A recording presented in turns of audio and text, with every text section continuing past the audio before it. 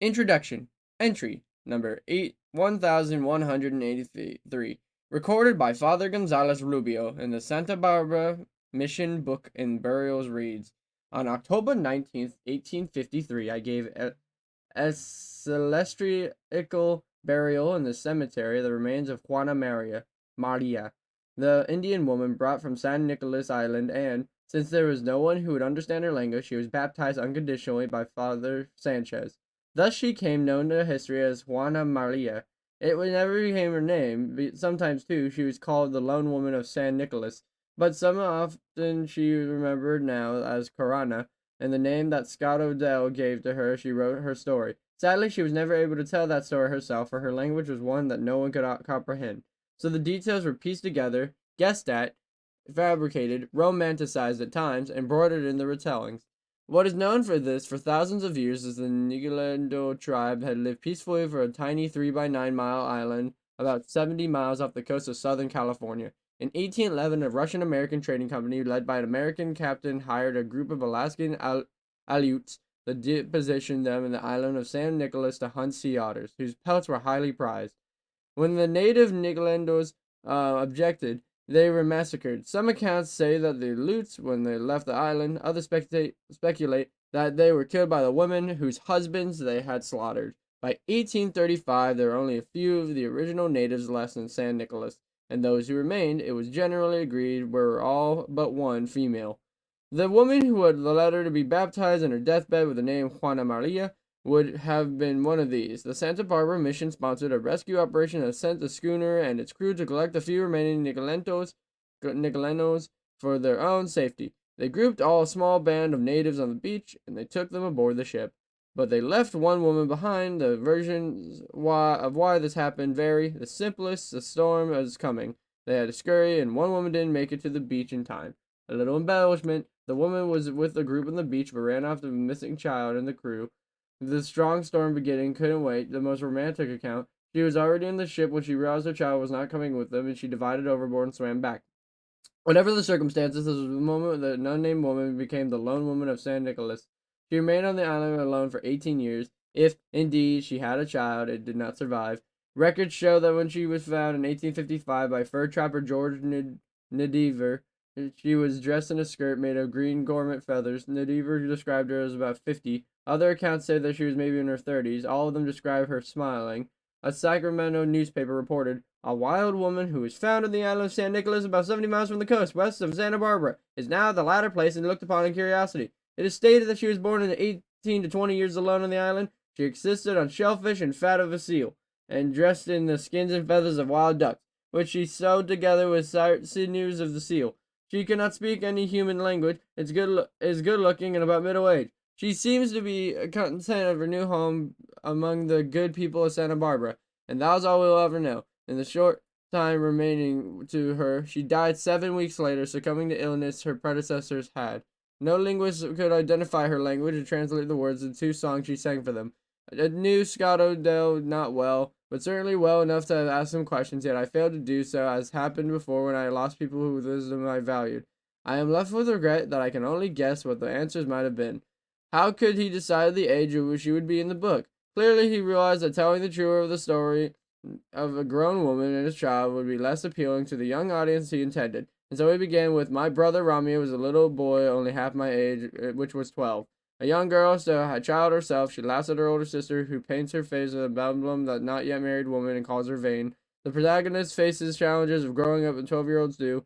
What a heartbreak have to face them all alone, without peers or parents, without guidance or counsel. And would he compress the 18 years of her isolated life in a compact, coherent story? Mr. Odell masterfully holds the reader into what I only describe as island time, without clocks or calendars.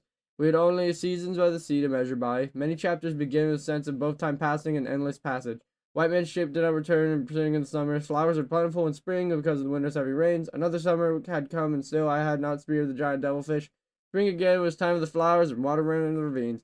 After the fierce storms of winter came many days, and the wind did not blow.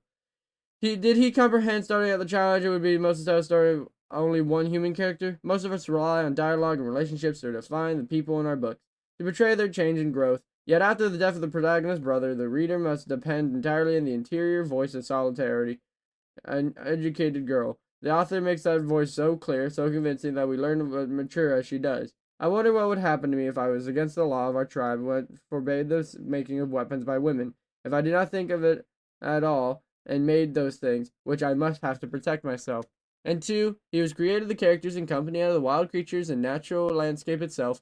It was as if Kara speaks the sea and confides the cliffs, whispers the wind, and yellow-eyed gray dog, the fearsome enemy that she tames to friendship. Because of this, I was not lonely. I did not know how lonely I had been until I had Runtu to talk to.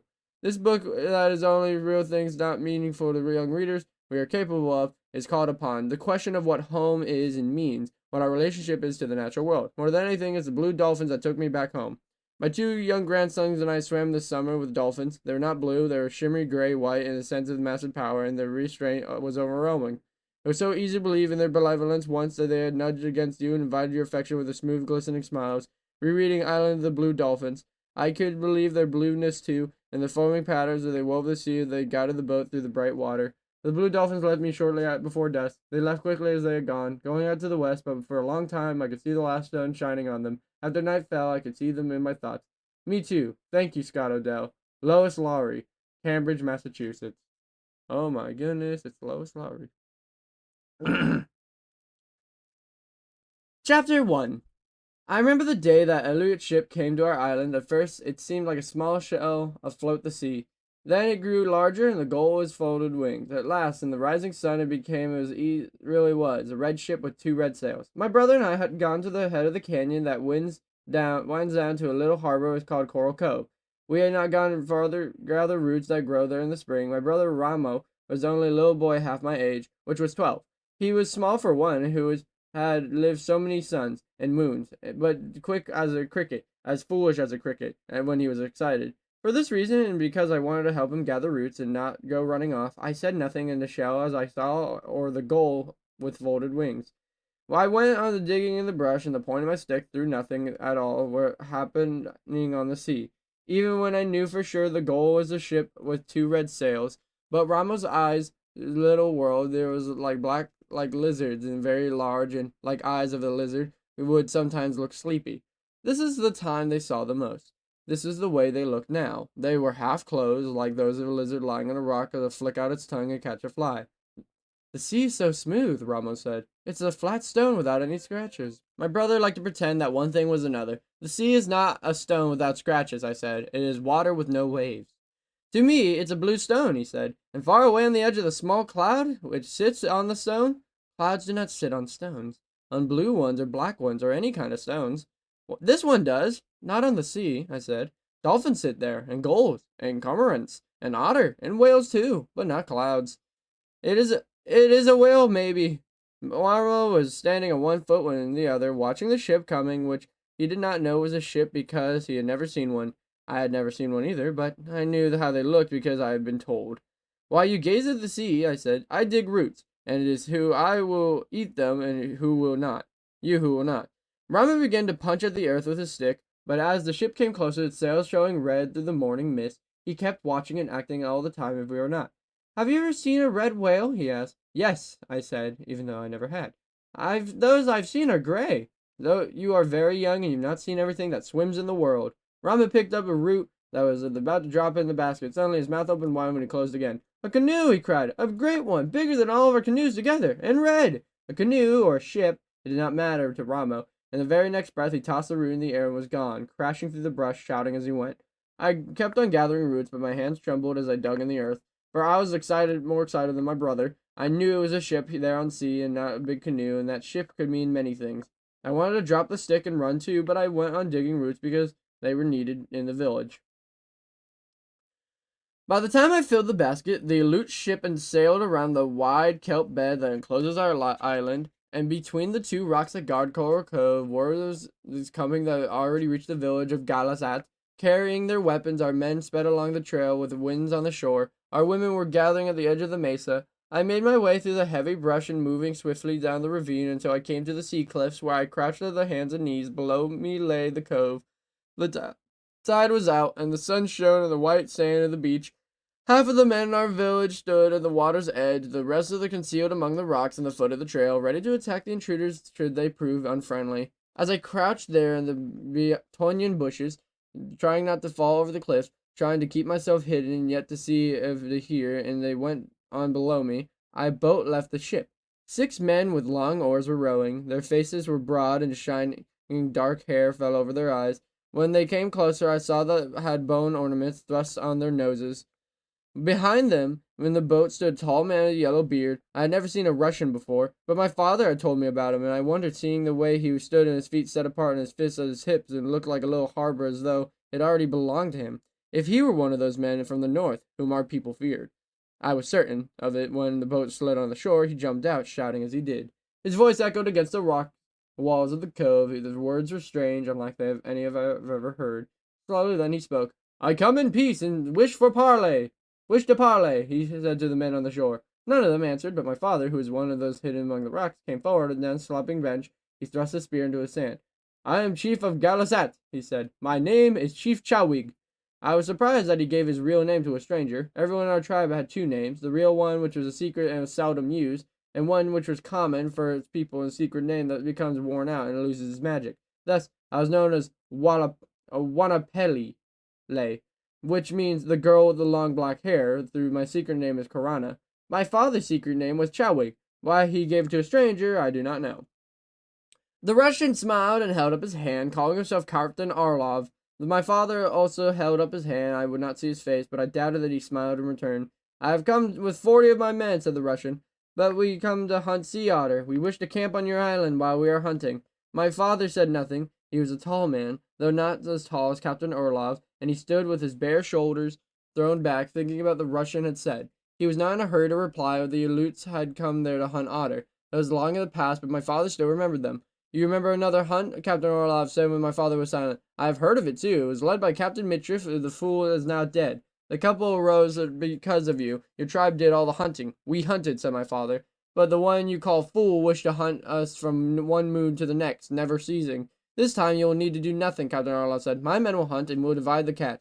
1 part for you, to be paid in goods, and 2 parts for us. The parts must be equal, my father said. Captain Orlov gazed towards the sea. We could talk of that later when my supplies are safe ashore, he replied. This morning was fair and a little wind, yet it was a season of the year when storms could be looked for, and so I understood why the Russian wished to move to our island. It is better to agree now, said my father. Captain Orlov took 2 long steps away from my father and turned to face him. 1 part to you is fair, since the work is ours and ours the risk. My father shook his head.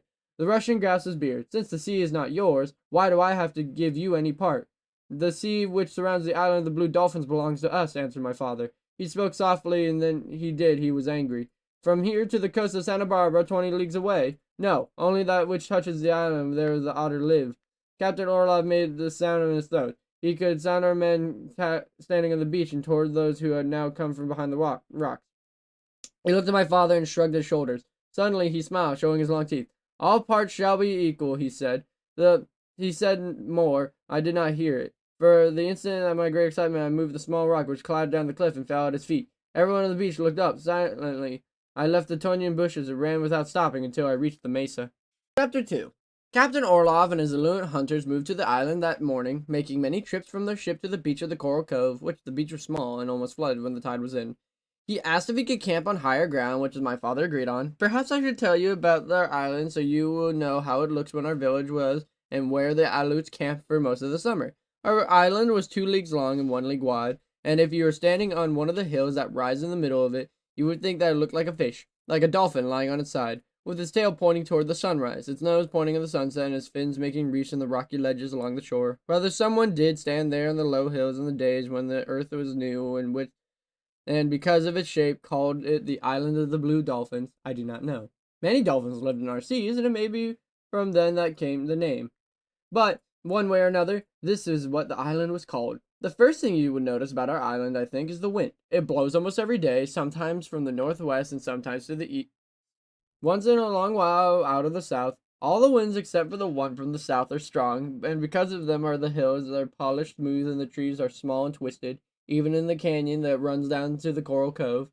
The village of Galas lay east of the hills, and on a small mesa near Coral Cove and a good spring, about half a league in the north was another spring that was there, and the Aleuts put up in the tents, which were made of skins and were so low to the earth that men had to crawl into them on their stomachs.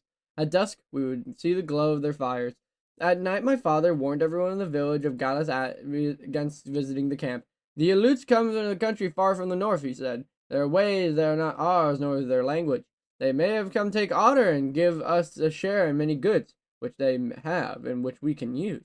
In this way we shall profit, but we shall not profit if we try to befriend them. They are people who do not understand friendship. They are those who have been here before, but they are people of the same tribe that caused trouble many years ago. My father's words were obeyed. We did not go to the Aleut camp, and they did not come to our village. This is not to say that we didn't know what they did, but they ate, and in what they cooked, how many otter were killed each day, and other things as well, for someone was always watching the cliffs while they're hunting or from the ravine that they're in camp. Ramo, for instance, brought news of Captain Orlov. In the morning, when he crawls out of his tent, he sits on rock and combs until beard shines like cormorant's wing, Ramo said. My sister Ulape was 2 years older than I, gathered the most curious news of all. She swore that there was an Aleut girl among the hunters. She was dressed in skins just like the men, Ulape said, but she wears a fur cap, and under the cap was thick hair that falls to her waist. No one believed Ulape. Everyone laughed at the idea that hunters bother bring their wives with them. The Aleuts also watched our village. Otherwise, they would not know the good fortune which befell us soon after they came. It happened this way, early spring of the poor season for fishing. The heavy seas and winds of the winter drive the fish into the deep sea, where they stay until the weather is settled, and where they are hard to catch. During this time, the village eats sparingly, mostly from stores of seeds and harvested in autumn. Word of our good fortune came from the stormy afternoon, brought by Ulape, who was never idle. She had gone to the edge of the eastern part of the island, hoping to gather shellfish. She was climbing the cliff on one way home when she heard a loud noise behind her. At first she did not see what caused the noise. She thought it was the wind echoing through one of the caves I was trying to leave. She noticed silvery shapes in the floor of the cove. The shapes moved, and she saw it was a school of large white bass, each one as big as he was, pursued by killer whales, which prey upon them when their seals are not to be found. The bass had tried to escape by swimming toward shore, but in their terror they had mistaken the depth of the water and been tossed into the rocky ledge. Ulape, dropping her basket of shellfish, set out for the village. Arriving there, was set out of breath, that she would only point in the direction of the shore. The women were cooking supper, but all of them stopped and gathered around her, waiting for her to speak. A school of white bass, she finally said. Where? Everyone asked. On the rocks, a dozen of them, perhaps more than a dozen. Before Lape had finished speaking, we were running toward the shore, hoping that we would get there in time, that the fish had not flopped back into the sea, or that a chance of a wave had not washed them back. We came to the cliff and looked down. The school of white bass were still on the ledge, glistening in the sun, but since the tide was high and the biggest waves were already lapping at the fish, there was no time to lose. One by one we hauled them out in reach of the tide. When 2 women carrying a single fish, for they were all about the same size and heavy, we filled up the cliff and brought them home. There were enough for everyone in our tribe for supper that night and the next, but in the morning 2 Aleuts came to the village and asked to speak with my father. You have fish, one of them said. Only enough for my people, my father answered. You have 14 fish, the Aleut said. 7 now, because we ate 7. From 7 you can spare 2. There are 40 in your camp, my father replied, and more than that of us. Besides, you have your own fish, the dried ones that you brought. We tire of that kind, the Aleut said, and a short man who only came to my father's shoulders, and his small eyes like black pebbles and a mouth of the edge of a stone knife. The other Aleut looked very much like him. You are hunters, my father said. Go and hunt your own fish. If you are tired of what you are eating, I have my people to think of. The Captain Orlov will hear that you refuse to share the fish. Yes, tell him, my father said, but also why we refuse. The Aleut grunted in his companion, and 2 of them stalked off on the short legs across the sand dunes that lay between the village and their camp. We ate the rest of the white bass that night, and there was much rejoicing. But little did we know, as we ate and sang, the older men told stories of the fire, that our good fortune would soon bring trouble to Galasat. Chapter 3. The wide beds of kelp, which surrounded our island on 3 sides, came close to the shore and spread out to sea for the distance of the league, and the deep beds, even on the days of heavy winds, and the Aleuts hunted. They left the shore at dawn and skinned canoes, and did not return till night, towing after a slain otter. The sea otter, when it was swimming, looks like a seal, but it feels very different. It's really very different. In the shorter nose than a seal, small webbed feet instead of flippers, and fur that was thicker and much more beautiful. It's also different in other ways. The otter likes to lie on its back on the kelp beds, floating up and down in the motion of the waves, stunning itself, or sleeping, are the most playful animals in the sea. As these creatures the Aleuts hunted for their pelts, from the cliff I could see the skin canoes darting there and there over the kelp beds, barely skimming the water, and the long spears flying like arrows. A dark, The hunters brought on their catch into Coral Cove, and there on the beach the animals were skin and flesh. 2 men, which also sharpened the spears, did this work, laboring far into the night by light of seaweed fires. In the morning the beach wood strewn in the carcass and the waves red in blood. Many of our tribe went to the cliff each night to count the number killed during the day. They counted the dead otter and thought of the beads and other things that each pelt meant. But I never went to the cove, and whenever I saw hunters with their long spears skimming over the water, I was angry, for these animals were my friends. It was fun to see them playing or sunning themselves among the kelp. It was more fun when they thought of beads in the water around my neck. This I told my father one morning.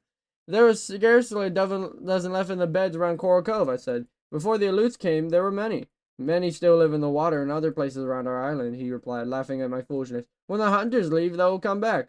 There will be none left, I said. The hunters will kill them all. This morning they hunt on the south. Next week they move to another place. The ship is filled with pelts. In another week the Aleuts will be ready to go. I was sure that my father thought they would leave soon. For 2 days before they sent some of our young men to the beach to build a canoe from log which drifted from the sea. There are no trees on the island except small ones stunted by the wind. When a log came ashore, this happened once a long time. It was always carried to the village and worked there in the chance wave that would wash it away. When the men were sent to hollow out the log of the cove and sleep beside it during the night, meant that they were there to watch the Aleuts, to give them the alarm should Captain Orlov try to sail off without paying us for the otter skins. Everyone was afraid he might, though besides the men in the cove who watched it, Aleut ships, others kept watch on the camp. Every other hour someone brought news. Ulape said that the Aleut women spent a whole afternoon cleaning her skin aprons, which she had not done before while she had been there. Early one morning Ramos said that he had been Captain Orlov carefully trimming his beard that it looked the way it did when he first came.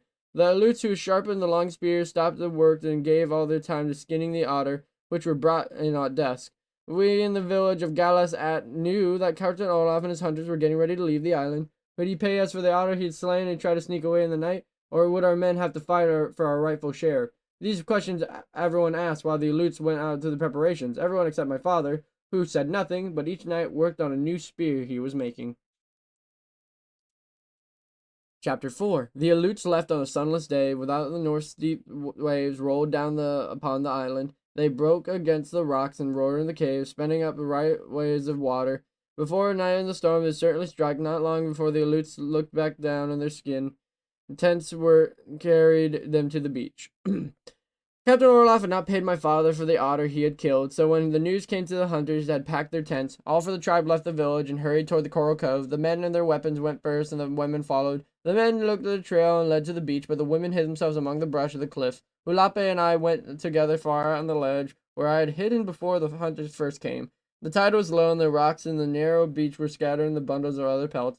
Half of the hunters were on the ships, rest were waiting in the water, tossing the pelts onto a boat, and the Aleuts laughing while they worked, as if they were happy to leave the island. My father was talking to Captain Orlov. I could not hear their words, and because of the noise the hunters made, but from why my father shook his head, I knew he was not pleased. He is angry, they whispered. Not yet, I said. When he's really angry, he pulls his ear. The men who were working on a canoe had stopped, and were watching my father and Captain Orlov. The other men of the tribe stood at the foot of the trail. The boat went off to the ship filled with the otter. As it reached the ship, Captain Orlov raised his hand and gave the signal. When the boat came back, he held a black chest with 2 of the hunters carried to the beach. Captain Orlov raised the lid and pulled out several necklaces, with a little light in the sky. Yet the beads sparkled as he turned them in this way and that. Beside me, Ulape drew in her breath in excitement. I could hear her cries of delight and the women hidden in the brush. But the cries suddenly ceased as my father shook his head and turned his back on the chest. The Aleuts stood silent. Our men left their places on the foot of the trail and moved forward a few steps and waited, watching my father. 1 string of beads for 1 otter pelt is not our bargain, my father said. 1 string and 1 iron spearhead, said Captain Orlov, lifting 2 fingers. The chest does not hold that much, my father answered. There are more chests on the ship, said the Russian, and bring them to the shore, my father said. You have 105 bales of otter on the ship. There are 15 here in the cove. You will need 3 more chests of this size. Captain Orlov said something in Aleuts and that I could not understand, but the meaning was soon clear. There were many hunters in the cove, and as soon as they spoke, they began to carry otter pelts to the boat. Beside me, Ulape was scarcely breathing. Do you think that they will give us another chest? She whispered. I do not trust him. Then he gets to have the pelts to the ship. He may leave. It is possible. The hunters may have passed my father to reach the boat, and then the first one approached him. He stepped in his path. The rest of the pelts must stay here, he said, facing Captain Orlov, until the chests are brought.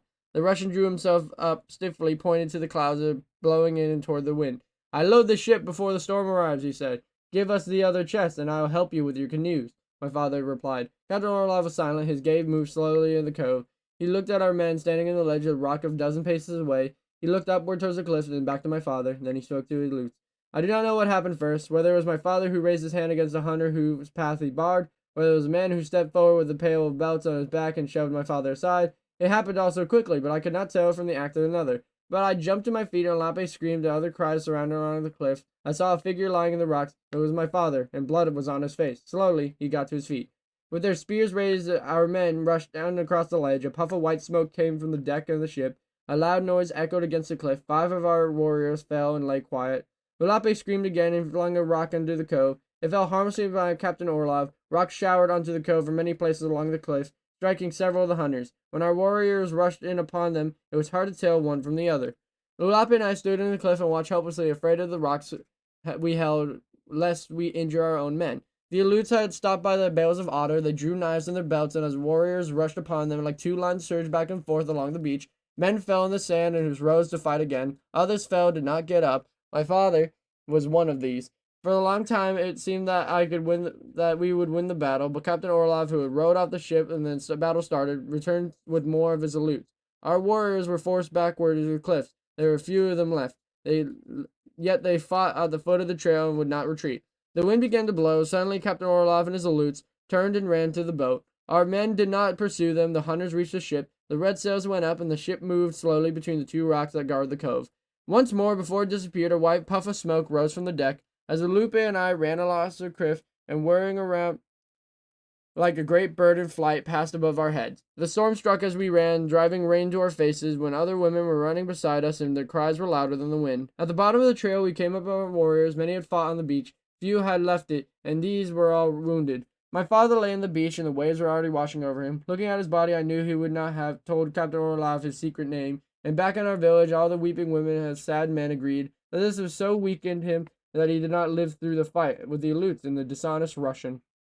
Chapter 5. That night was the most terrible time of memory of Galizat. On the fateful day of the dawn, the tribe numbered 42 men, counting those who were too old to fight. When night came and women had carried back to the village those who had died on the beach of Coral Cove, they reminded only 15. Of these, 7 were old men. There was no women who had not lost a father, a husband, or brother, or a son.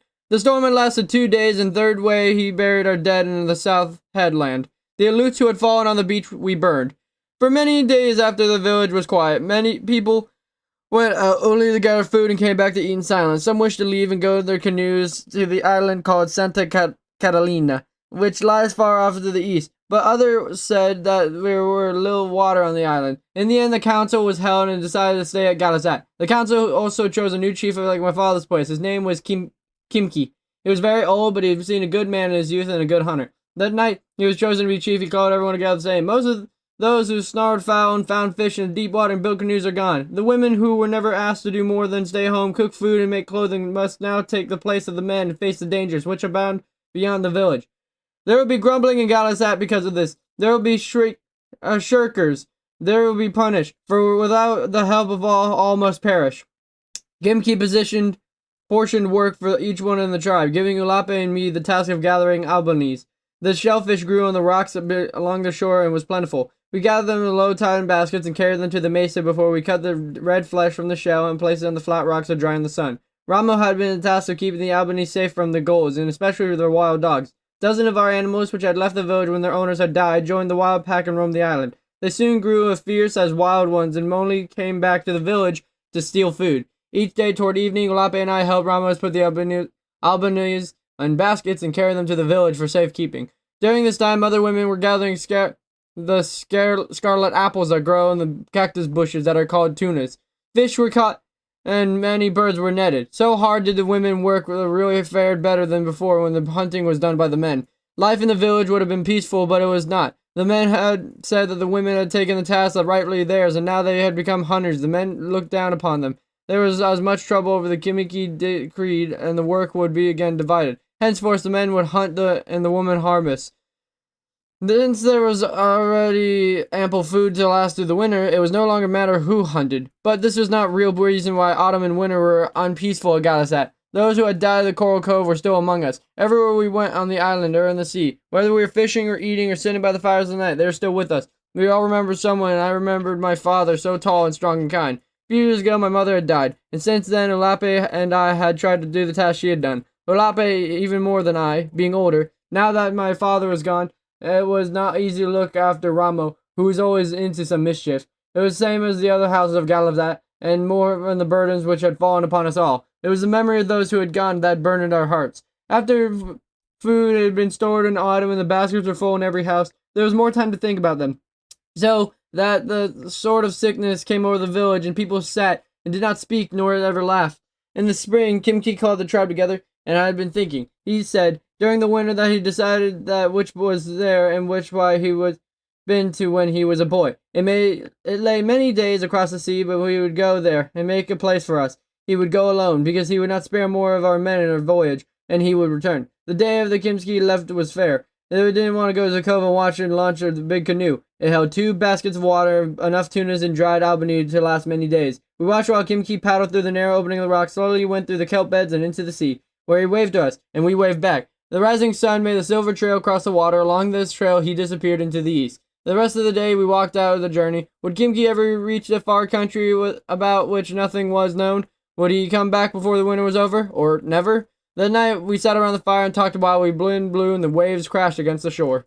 Chapter 6. After Kimki was gone to the one moon, he began to watch for the return. Every day someone went to the cliff to scan the sea. Even on stormy days we went, and on days when fog shrouded the island. During the day where there was always a watcher on the cliff, and each night we sat around the fires and wondered if the next sun would bring him home.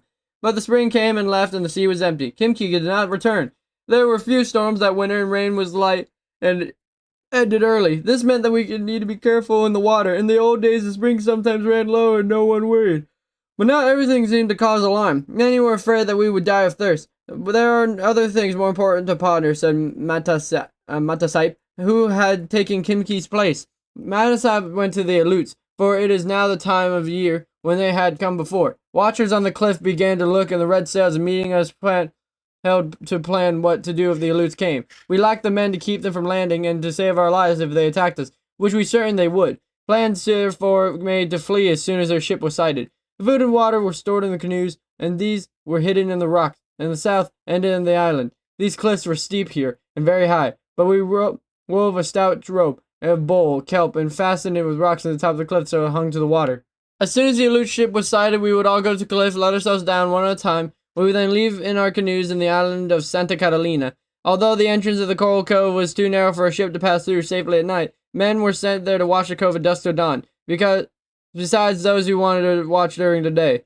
Shortly afterwards, on a night of fine moon, one of the men came running back to the village. Everyone was asleep, but his cries quickly awakened us. "The Aleuts!" he shouted. "The Aleuts!" It was news we expected. We were prepared for it. Yet there was so much fear in the village that Galazat. Mataship strode from hut to hut, telling everyone to be calm and not to lose time packing things that would not be needed. I took my skirt of yucca fiber, however, for I spent many days making it. It was very pretty. It was also my otter cape.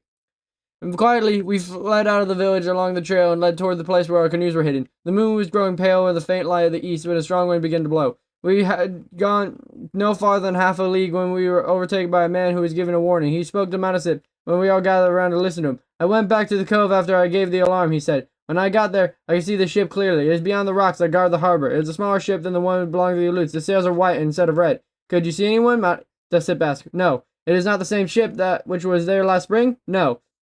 Madasite was silent, pondering the news, when he told us to go on where the canoes were and wait for him, where he was going back. In the light now, we went quickly over the dunes and the edge of the cliff and stood there while the sun rose. The wind grew cold, but fearing that those on the ship would be in the smoke and not start a fire, though we had meal to cook for breakfast. Instead, we ate a small quantity of dried out bologna, and afterwards my brother Ramo climbed over the cliff. No one had been down in the rocks since the canoes were hidden, so we did not know whether they were still safe or not. While he was gone, we saw a man running across the dunes. It was Nanko, carrying a message from Madasip. He was sweating in spite of a cold, and he stood trying to catch his breath. We all waited, urging him to talk, but his face was happy, and we knew he brought good news. "Speak," everyone said in chorus. "I have been running for more than a league," he said. "I cannot talk." "You are talking," someone said. "Speak, Nanko, speak," cried many voices. Nanko was having fun with us. He threw out his chest and took a deep breath. He looked around in a circle in a face that he did not understand why everyone was staring at him. The ship, he said at last, does not belong to our enemies, the Aleuts. There are white men on the ship, that they've come to the place where Kimki went when he left our island. Has Kinky returned? An old man broke in. No, but it is who saw the white men and told them to come here. What do they look like? Galuba said. There are boys on the ship, said Rama, who had come back with a mouthful of something. Everyone seemed to be talking at once. Manco made a face stern, which was hard for him to do because of the month had been cut in a battle with the Aleuts, and ever since it was always seemed to smile. He held up his hand for silence. The ship was come for one reason, he said, to take us away from Galasat. To what place? I asked. There was good news the ship did not belong to the Aleuts, but where would the white men take us? I do not know to what place, he said. Kimki knows, and he has asked the white men to take us there. Saying no more, Nanko turned back and he followed him. We were fearful to where we were going, yet we were happy too. Chapter 7. We took nothing with us when we thought we would have to flee, but there was nothing in excitement as we packed our baskets. Nanko strode up and down outside the house as urged us to hurry. The wind grows strong, he shouted. Shit will leave you. I filled 2 baskets with the things I wished to take. 3 fine needles and a whalebone, and all for making holes, a good stone knife and scraping hides, 2 cooking pots, and a small box made from the shell with many earrings in it. Ulape had 2 boxes of earrings, for she was a Vanir, and then I. And when she put them into her basket, she drew a thin mark with a blue-gray cross around her nose and cheekbones. The mark meant that she was unmarried. The ship leaves, shouted Nanko. If it goes, Ulape shouted back, it will come again after the storm. My sister was in love with Nanko, but she laughed at him. Other men will come to the island, he said. They will be far more handsome and brave than those who leave. You are all women with such ugliness that they will be afraid to soon go away. The wind blew with fierce gusts as we left the village, stinging our faces with sand. Ramo hopped along far in the front with one of the baskets. Before long, he ran back to say that he forgot his fishing spear. Nanko was standing on the cliff, motioning us to hurry, but I refused him to let him go back for it. The ship was anchored outside the cove, and Nanko said that it would not come closer in the shore because of the high waves. They were beating across the rocks with a sound of thunder. The shore was far, and I could see it was rimmed with foam. 2 boats were pulled up on the beach. Beside them stood 4 white men. As we came to the trail, one of the men beckoned us to walk faster. He spoke to us in a language we would not understand. The men of our tribe, except Nanko and Chief Matasip, were already on the ship. My brother Ramo was there too. Nanko said he had to run on ahead after I told him he would not go back to the village for his spear. Nanko said that he jumped into the first boat that left the coast. Matasip divided the women into 2 groups, then the boats were pushed into the water. While they bobbed around we scrambled into them the best we could. The cove was partly sheltered from the wind, and as soon as we went through the passage between the rocks and into the sea, great waves struck us. There was much confusion. Spray flew, and white men shouted at each other. The boat pitched so wildly that one breath you could see the ship, and the next breath it had gone. Next, we came to it at last, and somehow we were able to climb onto the deck. The ship was large, many times the size of our biggest canoes. It had 2 small masts, and between them stood a young man with blue eyes and black beard. He was the chieftain of the white men, for he had begun to shout orders which they quickly obeyed. The sails rose on the tall mast, and 2 of the men began to pull up the rope that held the anchor. I called to my brother, knowing that he was very curious, and therefore would be in the way of the men who were working. The wind drowned my voice as he did not answer. The deck was so crowded that it was hard to move, but I went to the end of the other, calling his name. Still there was no answer. No one had seen him. At last I had found Nanko. I was overcome with fear. There is my brother, I cried. He repeated that I had told me the beach, but he spoke. Ulape, who stood beside him, pointed at his island. I looked out across the deck of the sea. Where running along the cliff with a fishing spear held over his head was Ramo. The sails had filled, and the ship was now moving slowly away. Everyone was looking toward the cliff, even the white men. I ran to one of them, pointed, but he shook his head and turned from me. The ship began to move faster. Against my will, I screamed. Chief Matasip grabbed my arm. We cannot wait for Ramo, he said. If we do, the ship will be driven into the rocks. We must, I shouted. We must.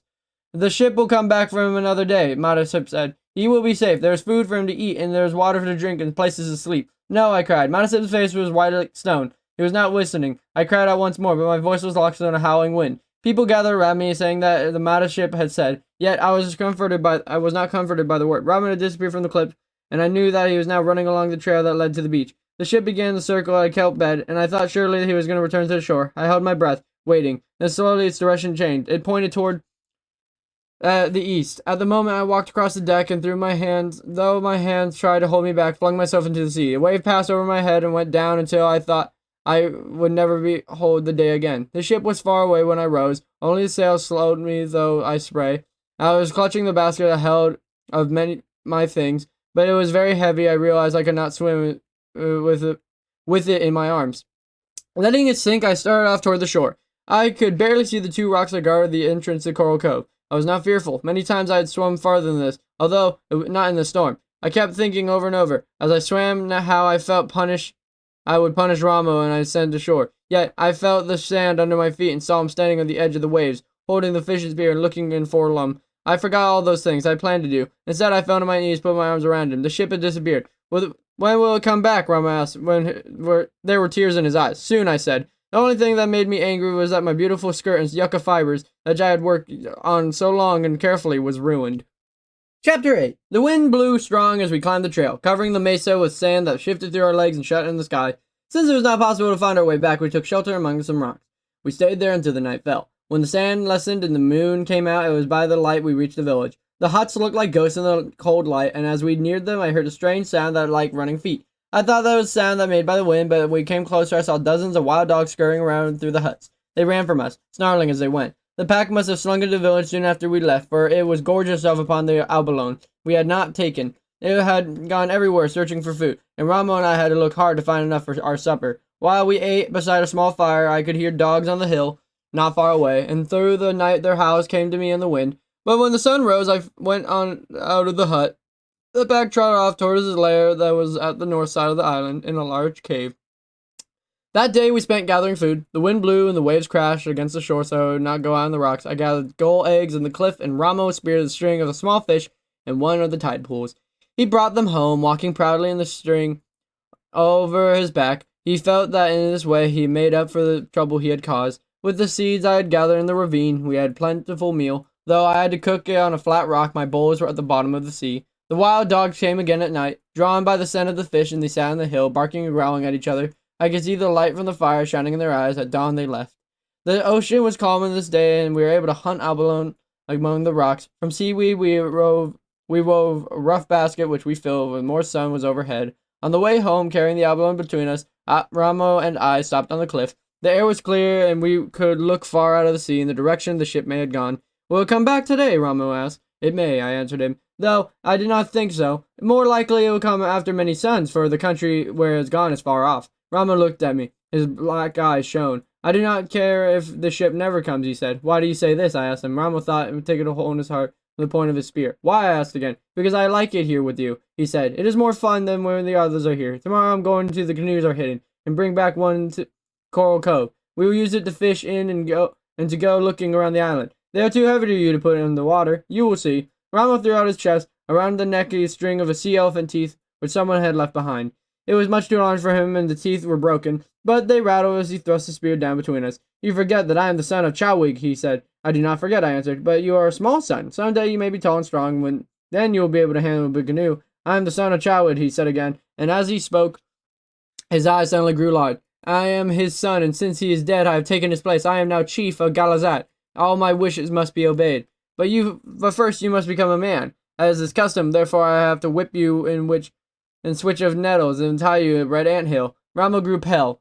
He had been rights of manhood given to our tribe, remembered them. Quickly I said, since there are no men to give the rights, perhaps you will not have to go the nettles and ants, Chief Ramo. I do not know if the name suits me, he said, smiling. He tossed the spear and gasped, I think of something better. I watched him stride off with the spear, a little boy with his arms and legs like sticks, wearing a big string of sea elephant teeth. Now that he had become chief of Galazat, I would have even more trouble with him, but I wanted to run after him and take him in my arms. I have thought of a name, he said when he came back. What is it? I asked solemnly. I am Chief Tanyo Sitlopai. Tanyo Sitlopai. It is a very long name and hard to say. You will soon learn, Chief Tanyo Sitlopai said. I said nothing of letting Chief Tanyo Sitlopai go alone in the place. Their canoes were hidden, but the next morning when I woke, I found Ramo was not in the hut. He was not outside either. I knew he had gotten up to the dark and left by himself. I was frightened. I thought of all what might befall him. He had climbed down the kelp rope once before, but he would not have trouble passing even the smallest of the canoes off the rocks. And if he had gone to get one afloat during the hurting himself, would it be to paddle around the sand pit where the tides ran fast? Thinking of these dangers, I started off to overtake him. I had not gone far into the trail before I began to wonder if I should not let him go by the cliff by himself. There was no way of telling when the ship would come back for us. Until it did, that we were left alone on the island. Ramo, therefore, would have to become a man sooner if they were not alone, since I would need his help in many ways. Suddenly, I turned around and looked at trail toward Coral Cove. If Ramo could put a canoe in the water, get through the tides, and race around the sandpit, he would reach the harbor when the sun was tall in the sky. I would be waiting on the beach, for that was the fun of a voyage with no one there to greet him. I put Ramo out of the mine and searched for rocks and mussels. I thought of the food we needed to gather, but now the best protector of the wild dogs while we were not in the village. I thought also of the ship. I tried to remember what Madasip had said to me. For the first time, I began to wonder if the ship would ever return. I wondered about this as I pried the shells off the rocks. I would stop and look fearfully in the empty sea that stretched far away and my eyes could reach. The sun moved higher, and no sign of Ramo. I began to feel uneasy. The basket filled, and I carried it up to the mesa. From there, I looked down at the harbor and farther along the coast, and the spit that thrust out of the fish shook in the ocean. I could see a small wave sliding up the sand beyond the curving line of foam where the currents raced. I waited on the mesa until the sun had overheard, and then I hurried back to the village, hoping that Ramo might come back while I was gone, but the hut was empty. Quickly, I dug a hole for shellfish, rolled a heavy stone over the opening to protect them from the wild dogs, and started off toward the south part of the island. 2 trails led there, one of each of the side of the long sand dune. Ramo was now on the trail I was traveling, and thinking that he might be coming back out of sight along the other one, I called to him, and as I ran, I heard no answer, but I did hear, far off, the barking of dogs.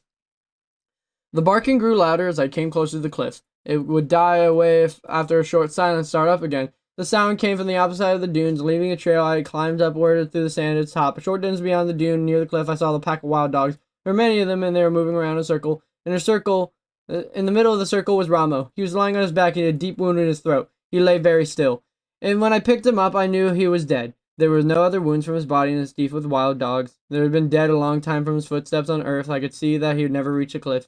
2 dogs lay on the ground not far from him, and the side of them was a broken spear. I carried Ramo back to the village, reaching it when the sun was far down. Those dogs followed me all the way, and I had laid them down in a hunt. I came by with a club in my hand. They trotted off on the low hill. A big gray dog had long curling hair and yellow eyes, was their leader, and it went last. It was growing dark, but I followed them up the hill. Slowly they retreated in front of me, not making a sound. I followed them across 2 hills and a very small valley, and the third hill that faces the ledge of the rock. At one end of the ledge was a cave. One by one the dogs went into it.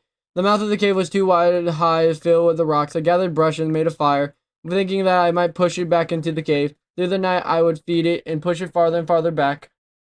But there was not enough brush for this. When the moon rose, I left the cave and went off through the valley and went over the 3 hills to my home. All night I sat there with the body of my brother and did not sleep. I vowed that someday I would go back and kill the wild dogs in that cave. I would kill all of them. I thought of how I would do it, but mostly I thought of Ramo, my brother.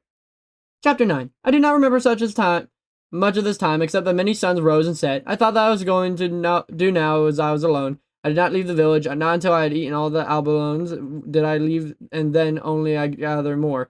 Yet I do remember the day that I decided I would never live in the village again. It was morning with a thick fog and the sound of the far-off waves breaking on the shore. I had never noticed for how many silent the village was. The fog kept in and out in the empty huts. It made shapes as it drifted in, and they reminded me of all the people who were dead and those who were gone. The noise of the surf seemed to their voices speaking. I sat for a long time seeing these shapes and hearing the voices until the sun came out of the fog and vanished.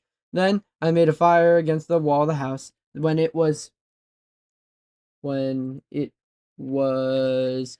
to the earth, I started a fire in another house. Thus, one by one, I destroyed them all so there was only ashes left to mark the village of Galosat. There was nothing to take away from me except the basket of food. I therefore traveled fast, and before night, I fell and reached the place where I had decided to live until the ship returned. This place lay in the headlight in the half-league of the west of the Coral Cove. It was a large walk on the headland and two stunted trees. Behind the walk was a clear place about 10 steps across, when I was sheltered from the wind, from which I could see the harbor and the ocean. A spring of water flowed from the ravine nearby. That night, I climbed into the rock and sleep. It was a flat on top and wide enough for me to stretch out. Also, it was to high the ground, so I did not need to fear of the wild dogs while I was sleeping. I had not seen them again since the day they killed Ramo, but I was sure that they would soon come back to my new camp. The rock was also a safe place to store the food I had brought with me and everything I should gather. Since it was still winter and any day the ship might return, there was still no use to store food I would need. This gave me time to make weapons to protect myself from the dogs, which I felt would sometimes attack me, to kill them all one by one. I had a club and I found one of them in the huts, but I needed a bow and arrow and a large spear. The spear I had taken from the slain dog was too small. It was good for spearing fish with a little ease. The laws of Gallus forbade the making of weapons with the women of my tribe, so I went out to search for any that might have been left behind. I went first where the village had been and shifted the ashes as spearheads, and then, finding none, to the place where the canoes were hidden, believing the weapons might have been stored there in the food and water. I found nothing in the canoes under the cliff, then remembered the chest of alutes I brought to the shore. I set out for the Coral Cove, but I had seen the chest buried in the battle, but I did not remember where the hunters had taken it and with them when they fled. The beach was empty except for the rows of seaweed washed in by the storm. The tide was out, and I looked at the place where the chest had lain. It was below the ledge or lape, and I had stood on while they watched the battle. The stand was smooth, and I dug many holes, small holes, with the stick. I dug in a wide circle, thinking that the storm might have covered it with sand. Near the center of the circle, a stick hit something hard, which I was sure was rock, but as I dug deeper with my hands, I saw it was a black lid of the chest.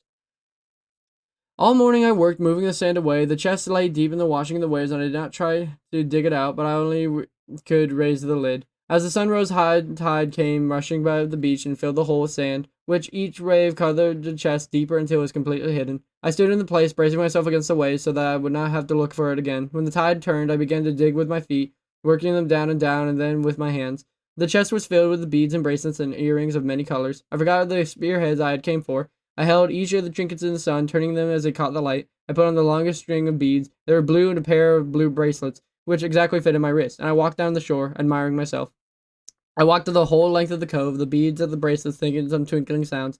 I felt like a bride of a chief as I walked there by the waves. I came to the foot of the trail where the battle had fought. Suddenly, I remembered those who had died there and the men who had brought the jewels I was wearing. I went back to the chest. For a long time I stood beside it, looking at the bracelets and beads hanging from my neck, so beautiful and bright in the sun. They do not belong to the Aleuts, I said. They belong to me. But even as I said this, I knew that I could never wear them again. And one by one I took them off. They also took the rest of the beads from the chest. When I walked through the waves and flung them all far away, out into the deep water, there was no iron spearheads in the chest. I closed the lid and covered it with sand. I looked long at the bottom of the trail, but with nothing there could use, I gave up my search. For many days I did not think of the weapons again, not until the wild dogs came out one night and sat under the rock and howled. They were gone at daylight, but not far. During the day I could see them slinking through the brush, watching me. At night they came back to the headland. I buried what was left of my supper, but they dug it up, snarling and fighting among themselves over the scrap. And then they began to pace back and forth at the foot of the rock, sniffing the air. They could smell my tracks, and I knew it was coming somewhere near. For a long time I lay on the rock while they trotted down around below me. The rock was high, and they could not climb it, but I was still fearful. As I lay there, I wondered what would happen to me if I went against the law of our own tribe and forbade the making of weapons by women. If I did not think of that at all, made those things which I have to protect myself, would the four winds blow from the four directions of the world and smother me as I made weapons? As I made the weapons? Or would the earth tremble, as many said, and bury me beneath its falling rocks? Or as others said, would the sea rise over the island in a terrible flood? Would the weapons break in my hands at the moment when my life was in danger, which is what my father had said? I thought about these things for 2 days, and on the third night, when the wild dogs returned to the rock, I made up my mind, and no matter what befell me, I would make the weapons. In the morning, I set about it, though I felt very fearful. I wished that the sea elephant's tusk for the tip of the spear, because it was hard and the right shape. There were many of these animals on the shore near my camp, but I lacked a weapon in which to kill one. Our men usually hunted in a strong net made of bull kelp, which they threw over the animal while it slept. To do this, they had 3 men that were needed, and even if the sea elephant often dragged the net into the sea and got away, I used it instead of the root tree, which shaped into a point and hardened into fire, which I bound in a long shaft of green sinews of a seal I killed with a rock. The bows and arrows took more time and caused me great difficulty. I had a bowstring, but wood would be bent and yet would have the proper strength that was not easy to find. I searched the ravine for several days before I found it. Trees, being very scarce on the island of the blue dolphins, wood for arrows that's easier to find, and also the stone for the tips and feathers for the ends of the shafts. Gathering these things was not the most of the trouble. I had seen the weapons made, and I knew little about it. I've seen father sitting in the hut in the winter's nights scrapping wood in the shafts, shipping the scones in the tip, and tying the feathers. Yet I'd watched him and really seen nothing. I'd watch, but not with the eye of one who would ever do it. For this reason, I took many days and had many failures before I fashioned a bow and arrows that could be used. Wherever I went now, wherever the shore I gathered shellfish or the ravine or the water, I carried this weapon in a sling in my back. I practiced it with it and also with the spear. The dogs did not come to the camp at the time I was making the weapons, though every night I could hear them howling. Once after the weapons were made, I saw the leader of the pack, the one with the gray hair and yellow eyes, watching me from the brush. I had gone for the ravine for the water as he stood at the hill in the spring, looking down at me. He stood very quiet, only his head showing over the top of the chala bush. He was too far away for me to reach him with the arrow. Wherever I went during the day, I felt secure with my new weapons. I waited patiently at the time when I could use them against the wild dogs that killed Ramo. I did not go to the cave where they had lair, since I was sure that they would soon come to the camp. Yet every night I climbed onto the rock to sleep. After the first night I spent there, which was uncomfortable because of the uneven places on the rock, carried dry seaweed up on the beach and made a bed for myself. It was a pleasant place to stay. There was a headland, the stars were bright overhead, and I lay and counted the ones that I knew gave names so many that I did not know. In the morning, the gulls flew out from their nests in the crevices of the cliff. They circled down to the tide pools where they stood first on one leg and then the other, splashing the water over themselves and combing their hairs with curved beaks. When they flew off down the shore to look for food beyond the kelp bed, pelicans were already hunting, soaring high over the clear water, diving straight down as they sighted a fish, strike the sea in a great splash that I could hear. I also searched the otter hunting in the kelp. These shy little animals had come back soon after the Aleuts had left, and now there seemed to be as many of them as before. The early morning sun shone like a gold in their glossy pelts. Yet as I lay there on the high rock looking at the stars, I thought of the ship which belonged to the white men, and at dawn, as the light spread across the sea, my first glance was toward the little harbor at Coral Cove. Every morning I would look for a ship there, thinking that it might have come at night. At each morning I would see nothing except birds flying over sea. When we were people in Gallasat, I was up before sun and busy with many things. But now that there was little to do, I did not leave the rock until the sun was high, and I would eat and then go to the spring and take a bath in the warm water. Afterwards, I went down to the shore and would gather a few abalones and sometimes spear a fish. For my supper, before darkness, I climbed under the rock and watched the sea until it slowly disappeared in the night. The ship did not come, and thus winter passed the spring. Chapter 10. Summer was the best time on the island of the blue dolphins. The sun was warm and the winds blew milder out of the west, sometimes to the south. It was during these days that the ship might return, and now spent most of my time on the rock, looking out for the high headland into the east toward the city, where my people had gone. Across the sea were never ending. Once I was watched as a small object which looked some small object when I took the ship, and a stream of water rose from it, and I knew it was whale spouting. During the summer days, I saw nothing else. This first storm of winter ended in my hopes. If the white men's ship were coming for me, it would have been come during the time of good weather. Now, I would have waited until the winter was gone, maybe longer. The thought of being alone on the island while so many suns rose from the sea, went slowly back down to the sea, filled my heart with loneliness. I have not felt so lonely before, because I was sure the ship would return as Matasep said it would. Now my hopes were dead. Now I was really alone. I could not eat much, nor could I sleep without dreaming terrible dreams. The storm blew out of the north, sending big waves against the island and winds so strong that I was unable to stay on the rock. I moved to my bed to the foot of the rock, and for protection kept the fire going throughout the night. I slept there 5 times. The first night, the dogs came and stood outside the ring made by fire. I killed 3 of them with arrows, but not their leader. They did not want to come. On the 6th day, when the storm had ended, I went to the place where the canoes had been hidden, and let myself down over the cliff. The part of the shore was sheltered from the wind, and I found the canoes that just had been left. The dried food was still good, but the water was stale, so I went back to the spring and filled with fresh basket.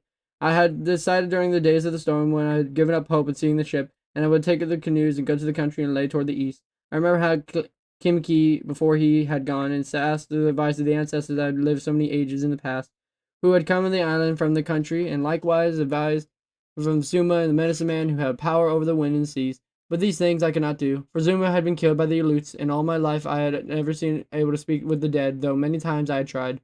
Yet I cannot say that I was really afraid as I stood there on the shore. I knew that my ancestors would cross the sea in their canoes, coming to the place where it lay beyond. Kimki, too, had crossed the sea, but not nearly so skilled with a canoe as these men. But I must say that whatever might befall me or the endless waters did not trouble me. It meant far less than the thought of staying on the island, alone, without a home or companions, pursued by wild dogs, where everything reminded me of those who were dead and those who had gone away. Of the 4 canoes stored against the cliff, I chose the smallest, which was very heavy because it would carry 6 people. The task had faced me to push it down the rocky shore and into the water, the distance 4 or 5 times its length. This I did by first removing the large rocks in front of the canoe. I then filled these holes with pebbles, and along this path laid down the long strips of kelp, making a slippery bed. The shore was steep, and once I got to the canoe to move on its own weight, it slid down the path and into the water. The sun was in the west when I left the shore. The sea was calm behind the high cliffs. Using the 2-bladed paddle, I quickly skirted the south part of the island. As I reached the sandpit and the wood struck, I was paddling from the back of the canoe before you can go faster kneeling there, but I could not handle it in the wind. Kneeling in the middle of the canoe, I paddled hard and did not pause until I had gone through the tides that run fast in the sandpit. There are many small waves, and I was soon wet. But I came out of behind the spit of the spray, lest the waves grew long and rolling. though I would have been easier to go as they slanted. This would have taken me in the wrong direction. I therefore kept them on my left hand, as well as the island, which grew smaller and smaller behind me. At dusk I looked back. The island of the blue dolphins had disappeared, and this was the first time I felt afraid. There was only hills and valleys of water around me now. When I was in the valley, I could see nothing but when the canoe rose out, only the ocean stretching away and away. Night fell, and I drank from the basket. The water cooled my throat. The sea was black, and there was no difference between it and the sky. The waves made no sound among themselves, only faint noises as they went under the canoe or stuck against it. Sometimes the noises seemed angry at the others, sometimes they like people laughing. I was not hungry because of my fear. The first star made me feel less afraid. It came out low in the sky and was in front of me, toward the east. Other stars began to appear all around. It was the one I kept my gaze upon. It was in the figure we call the serpent, a star, in which shone green, in which I knew. Now and then it was hidden by mist, yet it was always come out brightly again. Without the star, I would have been lost, for the waves never change. They came always from the same direction, and in the manner they kept pushing me away from this place. I wanted to reach. For this reason, the canoe behind made a path in the black water like a snake, but somehow I kept moving towards the star, which is shown in the east. The star rose high, and I kept to the North Star on my left hand, and the one called the star that does not move. The wind grew quiet, since it is the died down of the night. It was half over. I knew how long I'd been traveling, and how far away the dawn was. About the time I found the canoe was leaking. Before dark, I emptied one of the baskets in which food was stored and used it to dip out of the water and came over the sides. The water was now moved around my knees so as not form the waves. I stopped paddling and worked on the basket until the bottom of the canoe was almost dry. Then I searched around, feeling the dark along the smooth planks, and found the place near the bow, where the water was seeping through the crack as long as my hand was the width of the finger. Most of the time it was out of the sea. It leaked whenever the canoe dipped towards the waves. The places between the planks were filled with black pitch, which we gathered along the shore. Lacking this, I tore a piece of fiber from my skirt and pressed it into the crack, which held back the water. Dawn broke in the clear sky, and the sun came out of the waves. I saw it was far off on my left. During the night, I drifted south in the place I wished to go, so I changed my direction and paddled along the path made by the rising sun. There was no wind on the morning, and the long waves went quietly under the canoe. I therefore moved faster than during the night. I was very tired and more hopeful than I had been since I left the island. If the good weather did not change, I would cover many leagues before dark. Another night, another day, might bring me within sight of a shore toward the which I was going. Not long after dawn, while I was thinking of this strange place, I would like what would look like. The canoe began to leak again. This crack could be between the same planks, but it was a larger one than those close to where I was kneeling. The fiber tore from my skirt and pushed into the crack, held back most of the water, which siphoned in whenever the canoe rose and fell in the waves. Yet it would probably see that the planks were weak from one end to the other, probably from the canoe being stored in so long in the sun, and that they might open along their whole length, and the waves grew rougher. It was suddenly clear to me that it was dangerous to go on. The voyage would take 2 more days, perhaps longer. By turning back to the island, I would not have nearly so far travel. I still could not make up my mind to do so. The sea was calm, and I had come far. The thought of turning back after all this labor was more than I could bear. Even greater was the thought of the deserted island I would return to, of living there alone and forgotten. For how many suns and how many moons? The canoe drifted idly in the calm sea while these thoughts went over and over in my mind. When I saw the water seeping through the crack again, I picked up the paddle, and there was no choice except to turn back toward the island. I knew this was only best if fortunate which I could ever reach it. The wind did not blow until the sun was overhead. Before the time I covered a good distance, pausing only when it was necessary to dip water from my canoe. With the wind, I went more slowly, and I had to stop more often because of the water spilling over the sides. But the leak did not grow worse. It was my first good fortune. The next was when the swarm of dolphins appeared. They came swimming out of the west. But as they saw the canoe turned around in a great circle and began to follow me, they swam up slowly and so close I could see their eyes, which were large and the color of the ocean. When they swam up ahead of the canoe, crossing back and forth in front of it, diving in and out as if they were waving a piece of cloth, and their broad snouts. The dolphins were animals of good omen. It made me happy to have them swimming around the canoe, and though my hands had begun to bleed from the chafing of the paddle, which watching them made me forget the pain, I was very lonely and they appeared, but now I felt as if I had friends with me and not feel the same. The blue dolphins left me shortly before dusk. They left as quickly as they had come, going on to the west, but in a long time I could see the last of the sun shining on them. After night fell, I could see them in my thoughts, and it was because of that I kept paddling and wanted to lie down and sleep. More than anything, I was with the blue dolphins that took me back home. Fog came in the night, yet at the same time I could see the star that stands high in the west, this red star called Maggot, which star of the figure, which looks like a crawfish and known by that name. The crack of the planks grew wider, and I'd stop often to fill it with fiber and dip out the water. The night was very long, longer than the night before. Twice I dozed kneeling where the canoe, though I was more afraid than I had ever been. When the morning broke clear, in front of me was the dim line of the island, like the great fish sunning itself in the sea. I reached it before sun was high, and the sand pit and its tides bore me into the shore. My legs were stiff from kneeling, and the canoe stuck in the sand. I fell when I rose and to climb out. I crawled in the shallow water and up the beach. There I lay a long time, hugging the sand and happiness. I was too tired to think of the wild dogs. Soon I fell asleep. Chapter 11. I was awakened by the waves dragging my feet. Night had come, but being too tired to leave the sand pit, I crawled to a higher place where I would be safe from the tide and again went to sleep.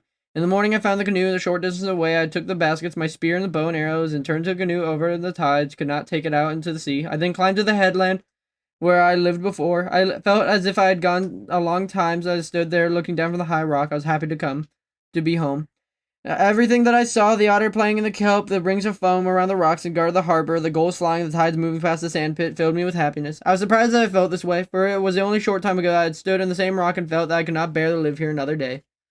I looked at the blue waters stretching away all the fear. I had nothing to fear during the time of the voyage came back to me. On the morning I first sighted the island, and it had come with the great fish stunning itself.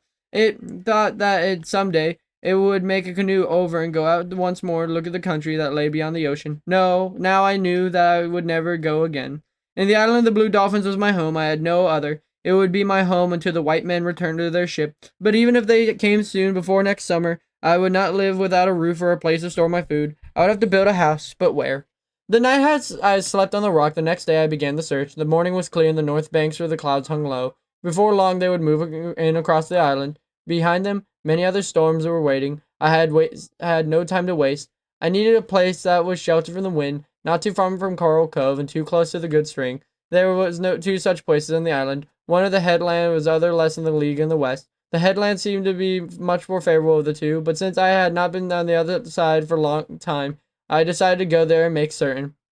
The first thing I found, which I had forgotten, was that this place was near Wild Dog's lair. As soon as I drew near to the leader came to the opening of the cave and watched me with his yellow eyes. If I built a hut here, I would have to kill them in his pack. I planned to do anyway, but it would take much time. The spring was better than the one near the headland, being less brackish and having steadier flow of water. Besides, it was much easier to reach since it came to the side of the hill and not in the ravine as the other one did. It was also close to the cliff and the ridge and the rocks, which would shelter my house.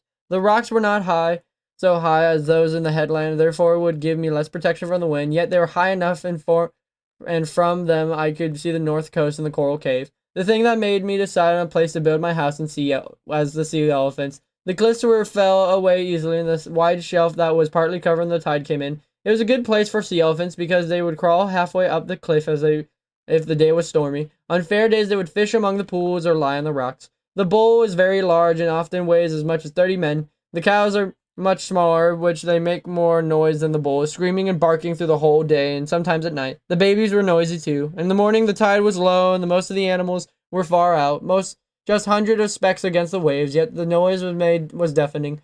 I stayed there the rest of the day, looking around at night. At dawn was the clantor started again. I left and went back to the headland. There was another place in the south where I'd have to build my house, near the destroyed village of Gallows Hat, but I did not want to go there because it would remind me of the people who were gone. Also, the wind blew strong in this place, blowing against the dunes which cover the middle of the part of the island that most of the time sand is moving everywhere. Rain fell at night and lasted for 2 days. I made a shelter of brush in a foot of the rock, which kept some of the water. I ate food I had stored in a basket. I could not build a fire because of the rain and it was very cold. On the third day, the rain ceased, and I went out to look for things which I needed building in the house. I likewise needed poles for a fence. I would soon kill wild dogs, but there were too many small red foxes on the island. They were so numerous I had never hoped to get rid of them, either by traps or with arrows. They were clever thieves, and nothing I stored would be safe until I built a fence. The morning was fresh, and from the rain, the smell of the tide pools was strong. Sweet odors came from the wild grass of the ravines and the sand plants in the dunes. I sang as I went on the trail and the beach, and along the beach of the sandpit. I felt the day was an omen of good fortune. If it was a good day to begin my new home. Chapter 12. Many years before, 2 whales had washed up on the sandpit. Most of the bones had been taken away for the ornaments, but ribs were still there, half buried in the sand. These I used in making a fence. One by one, I dug them up and carried them to the headland. They were long and curved, and I scooped out their holes and set them in the earth. They stood taller than I did. I put the ribs together and the edges almost touching, and the curved outward.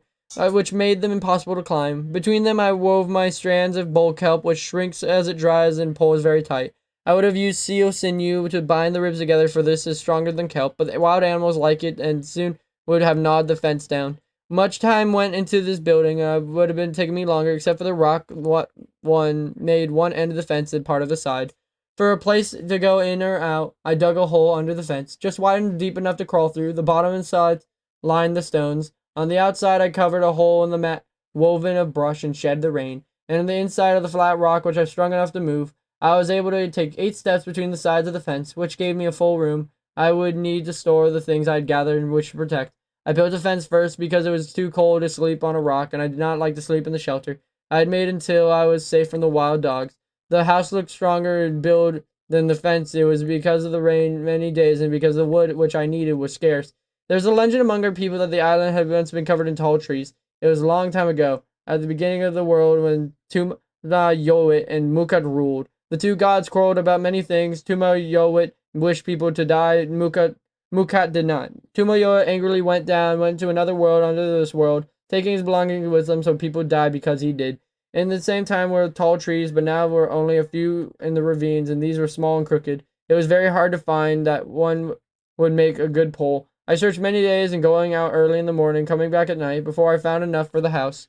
I used the rock at the back of the house in the front and left open, since the wind did not blow from this direction. The poles I made equal length, using fire to cut them, as well as a stone knife, which caused me much difficulty because I had never made such a tool before. There were 4 poles on each side, set in the earth, and twice that many for the roof. These I bound together with sinew and covered with female kelp, which was broad leaves. The winter was half over before I finished the house, but I slept there every night and felt secure because of the strong fence. The foxes came when I was cooking my food and stood outside, gazing through the cracks, and the wild dogs also came, gnawing at the whale ribs, growling because they could not get in. I shot 2 of them, but not the leader. While I was building the fence in the house, I ate shellfish and perch, which I cooked on a flat rock. Afterwards, I made 2 utensils. Along the shore, there were stones that the sea had worn smooth. Most of them were round, but I found 2 in the hollow place in the center, which I deepened and broadened by rubbing them with sand. Using these to cook in, I saved the juices of the fish, which were good and were wasted before. For cooking seeds and roots, I wove tied baskets of fine reeds, which was easy because I had learned how to do it from my sister Ulape. After a basket I had dried in the sun, I gathered lumps of pitch on the shore, softened them over the fire, and rubbed them in the inside of the basket so that I could hold water. By heating small stones and dropping them in a mixture of water and seeds in the basket, I could make gruel. I made a place of fire on the floor of my house, hollowing it out and then lining it with rocks, and the village guys had made a few fires every night. But now I made one fire which I covered with ashes and went to bed. The next night I would remove the ashes and blow in the embers. In this way I've saved myself much work. There were many gray mice on the island now, and I had food to keep from one meal to another. I needed a safe place to put it. On the face of the rock, which was back a wall of the house, were several cracks as high as my shoulder. These I cut out and smoothed to make shelves where I could store my food and mice could not reach it. By the time winter was over and grass began to show green on the hills, my house was comfortable. It was shelter from the wind and rain and prowling animals. I could cook anything I wished to eat. Anything I wanted is there at hand. It was now time to make plans to get rid of the wild dogs which had killed my brother and would kill me should they'd ever come upon me unarmed. I need another and a heavier spear, also a larger bow and sharper arrows. To collect the material for these weapons, I searched the whole island, making the sons to do it. These left only the nights to work on them. But since I do not see well in the dim fire used for cooking, I made lamps and dried bottles of little fish that we call sai-sai. The sai-sai is a color of silver, which not bigger than my finger. On nights when the moon shines full, these little fish come swimming out of the sea in schools. It's so thick that you can almost walk on them. They come in the waves and twist and turn in the sand, and they were dancing. I caught many basketfuls of sai-sai and put them out in the sun, hung up in their tails from the poles on the roof, which they made much odor, but burned in a very clear light. I made the bow and arrows first, was pleased when I tried them, and I shoot farther and much straighter than I had before. The spear I had left last. I wondered as I smoothed and shaped the long handle and fitted the stone collar around both ends to give the spear weight and could hold the spear point, if I could make this point the way the men of our tribe did, in the tooth of the sea elephant. Many nights I thought about it, wondering if I could possibly kill one of the great beasts. I could not use a net of kelp, because this needed the strength of several men, nor could I remember what a bull elephant had ever killed with an arrow or with a spear. Only after they had been caught in the net they were killed, and then with a club. They killed many cows for their oil, using spears, but the teeth were not large. how I would do this, I did not know. Yet the more I thought about it, the greater my determination to try. For there was nothing to be found on the island that made much a good spear points with the tusk-like teeth and the bull sea elephant. Chapter 13. I did not sleep much the night before I went to place with the sea elephants. I thought again of the law that forbade women to make weapons. I wondered if my arrows would go straight, and if they did, would they pierce the animals tough to hide? What if one of the bulls turned on me? What if I was injured and then I'd fight the wild dogs as I dragged myself homeward? I thought about these things most of the night, but with the sun I was up and on my way in the place where the sea elephants lived. When I reached the cliff, the animals he had left the reef and gathered along the shore like great boulders and bulls sat on a pebbly slope.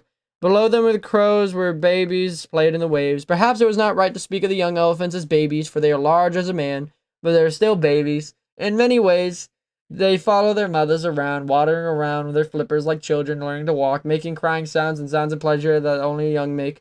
And before they will leave the shore and learn to swim, their mothers have pushed them into the sea, which is often difficult to do because of their size. Some distance separated the bulls from each other, for they had bad-tempered, very jealousy by nature, and quick to fight over anything that displeases them. There were 6 of them below me on the slope, each sitting alone in the great chief, watching the herd of cows and babies. The cow was a smooth body and a face that looks much like that of a mouse, with a sharp-pointed nose and a whiskers. The bull was different.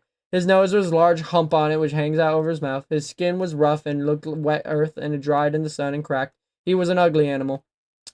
From the top of the cliff, I looked down at each of the sea elephants and tried to choose the smallest of the 6. They were all the same size, save one, which was far thence from me and partially hidden by the rock. He was about half as large as the others, a young bull. Since no cows were playing among the waves in front of him, I knew he did not have a herd of his own, and for that reason would not be so wary or quickly angered. Quietly, I let myself down over the edge of the cliff to reach him, and I passed behind the others, being carefully not to alarm them. They feared nothing and would not move if they saw me, but it was better. I thought not to put them on their guard. I carried my new bow, which was most tall when I was, and 5 arrows.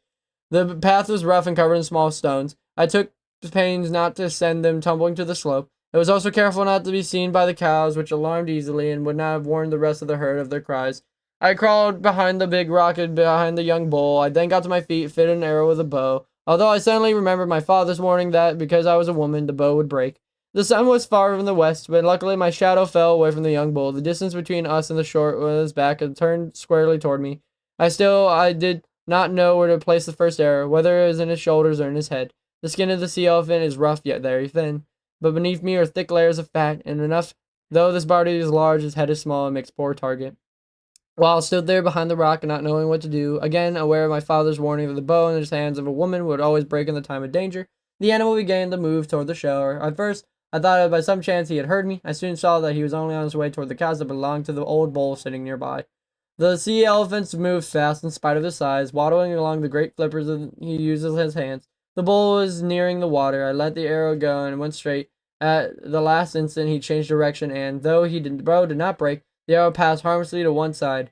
I had failed to notice the old bull was moving down the slope until I heard stones grating against each other. Quickly, he overtook his rival, and in a single thrust of his shoulders overturned him. The young bull stood as high as the tall man, as twice that length. Yet, in the force of the blow, he rolled into the water and lay there stunned. The old bull bore down upon him, swinging his head and bellowing so loud it echoed against the cliffs. The herd of calves, they were lying in the way, scratching their backs with their flippers, stopped to watch the battle. 2 of the cows were in the bull's path, and he waddled toward the rival. He went over them as they were small stones, using his tusk-like teeth to rip a long gash in the young bull's hide. The young bull raised himself as he turned, the small eyes shone fiercely red. When the old bull slashed at him again, he struck first and sunk his teeth into the other's neck. He did not let go, and the 2 rolled over the waves, slashing water high in the air. The cows had scattered by now, and the other bull still sat quietly on the slope. 2 fighters paused, getting ready for the new attack. It was good a chance to send an arrow to the young bull, who lay on his back and his teeth, still grasping the other's neck, but I hoped that he would win the battle. I stood there and did not move. The old bull had many deep scars on his head and shoulders in battles he had fought before. Suddenly he lashed out his tail, trying to loose the hold on his neck, and struck the side of the rock. With his tail against the rock, he flung his body out in the water and thus broke away. He came quickly up the slope, and his great mouth opened. The young bull close to him, behind him. He came toward me, and in haste got out of the way. In knowing whether he was bent on attacking me, I stepped back. In doing so, I tripped over a stone and fell to my knees. I felt a sharp pain in my leg, but was quickly up. By this time, the old bull had whirled around and turned upon his pursuer so fast the young bull was taken by surprise. Again, the young bull's flank was ripped deep, and again the force of the blow threw him backward into the water. The waves grew redder in his blood, but this time he rolled over and was waiting for the charge. He met the old bull with his shoulder. The sound of the rocks gnashing together. Once more the young bull caught the other's throat, and together they disappeared beneath the wave. When they came up, they were only still locked together. The sun had gone down, and it was so dark I could no longer see clearly. My leg now begun to hurt. Since I had a long way to go, I left them. I could hear their bellowing as I went up the cliff for the long time afterwards. Chapter 14. My leg hurt so much by the time I had reached the house that it had hard for me to crawl under the fence and move aside the heavy rock. For 5 cents I could not go outside, and my leg had swollen so badly I had no herbs in which to treat it. I had enough food to eat, but on the 3rd day the water in the basket ran low. 2 days later the basket was empty. It was necessary then for me to go to the spring in the ravine. I started out when the sun rose. I took with me shellfish to eat, also my spear and my bow and arrows. I went very slowly, for I had to crawl on my hands and knees, carrying the food tied to my back and dragging the weapons. There was a short way to the spring, but it was over many rocks which I could not climb, so I had to take a longer way through the brush, which I reached the ravine and the sun was overhead. The spring was not far off, and I rested there, though I was very thirsty, cutting a lobe from the cactus bush to chew on. While I was resting there, sucking the juice from the cactus, I saw a big gray dog in the leader of the wild pack, the brush above me. His head was down, and he was moving slowly, sniffing the tracks I had made. He saw me soon after. I saw him and stopped. Beside him was the rest of the pack, trotting along one after another. The pack stopped too. I took up my bow and fitted an arrow. As I did, the big dog faded away into the brush and was quickly followed by the others. In the meantime, one of my breath, they were gone. They were nothing to aim my arrow at, as if they had not been there at all. I listened. If they were moving so silently I could not hear their steps, but I was sure that they would try to surround me. Slowly I crawled on, stopping to listen, to glance back, to measure the distance between me and the spring. My leg hurt. I left my bow and arrows behind as I went on, for the brush had grown heavy and I could not use them. In one hand I dragged the spear. I came to the spring. I floated off the crack of rock, and the rock rose high on the 3 sides of it. The wild dogs would not track me from any of these directions, so I lay on the earth and drank. Watching the ravine below me, I drank for a long time, filled my basket, and then, feeling better, crawled toward the mouth of the cave. A ledge in the black rock ran out above it. Some low bushes grew there, and among them, which his head showing, stood a big gray dog. He did not move, for his yellow eyes followed me, turning slowly as they drew near the cave. Another head showed behind him, and another. They were too far away for me to reach with my spear. Suddenly I saw the brush moving in the opposite bank of the ravine. The pack had split up, and they were waiting on both sides of the ravine for me to pass them. The cave was now in front of me. I crawled to the mouth and into it. Above me I could hear feet running and cracking in the bush, which was followed by silence. I was safe. I knew the wild dogs would come back, but they did as night fell, stalking around in the brush until morning, but not venturing close. Although the mouth of the cave was small, once you were inside, it spread out and you could stand up. Water dropped from the roof in the cave as it cold out the fire, but here I stayed for 6 suns until my leg was well, crawling out only once to fetch water from the spring. While I was living there, I decided I would make the cave into another house, where I could stay should I again get hurt or sick, and this I did as soon as I got strong and could walk. The cave far back into the hill, around many turns, but I indeed needed only that part which lay near the opening in which sun could reach during some of the day. A long time before any of my ancestors had used the cave, why I would know, and along the walls on each side they cut my fingers in the stone, which were figures of pelicans floating in the water and flying, with dolphins, whales, elephant, gulls, ravens, dogs, and foxes. Near the opening of the cave they also cut 2 deep basins in the stone, which I decided to use for storing water, since they held much more than the baskets. I made shelves in the side of the rock, as I had none done in the other house, and then gathered shellfish and seeds to store there. I also gathered herbs on the hill above the spring in case I should need them. The bow and arrows I first made, I likewise took to the cave. At last, after I made the good bed of seaweed and collecting dry wood for my fires, I closed the opening with stones, except for a small hole at the top which I could crawl through. All this I did, thinking of the days I'd been sick and without water. It was hard work, much of it a man's work, but not until I was finished did I go back to a place where the sea elephants lived.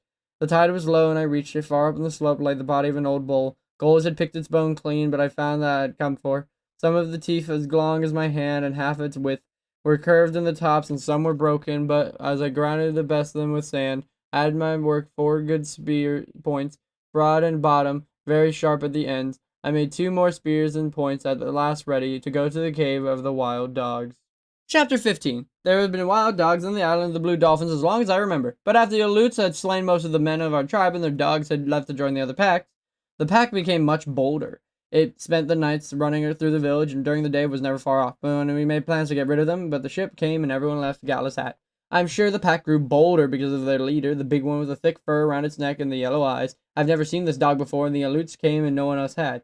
So he must have come with them and been left behind as they sailed away. He was a much larger dog than any of ours, which besides have short hair and brown eyes. I was sure that he was an Aleut dog.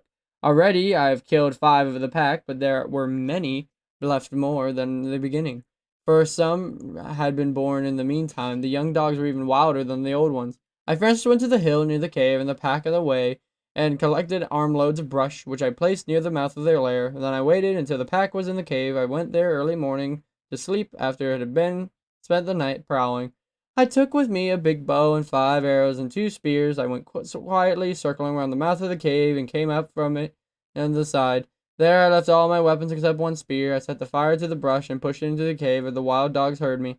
There was no sound from them. Nearby was the ledge of the rock I had climbed.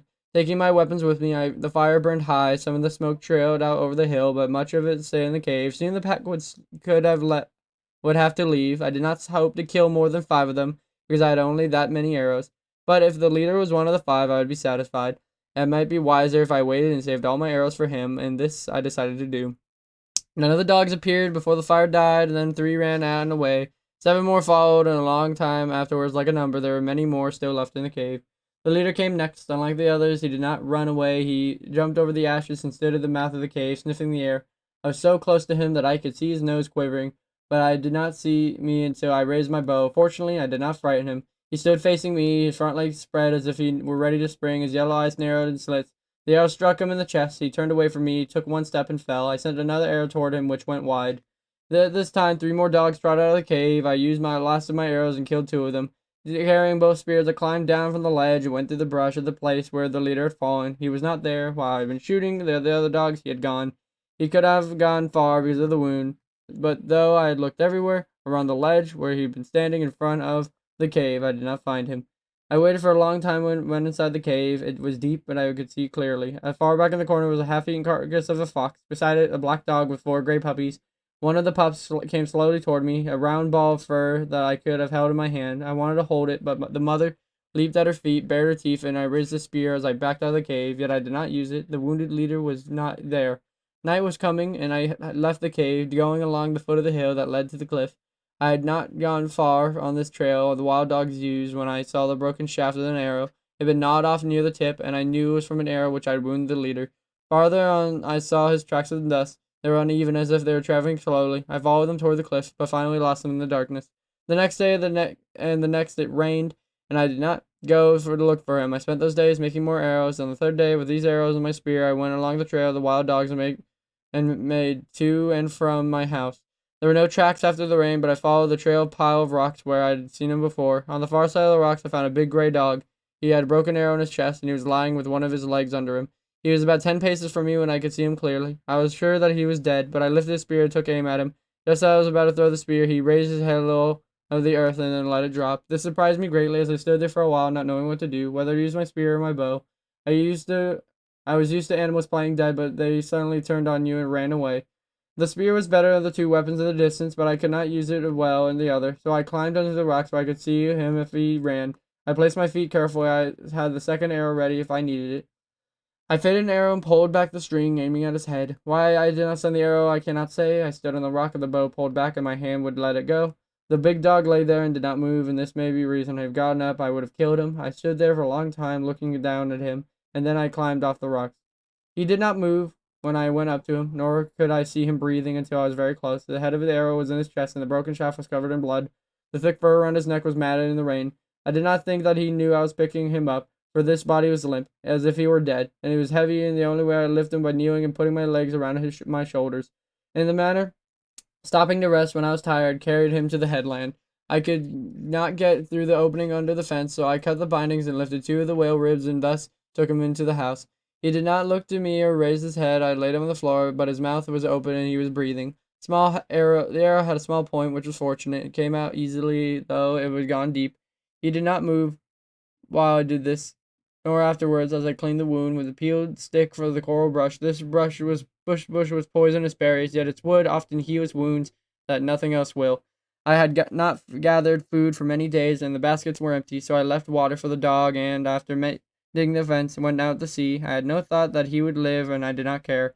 All the day I was among the rocks gathering shellfish, and only once did I think of the wounded dog, my enemy, lying there in the house, and wonder why I had not killed him.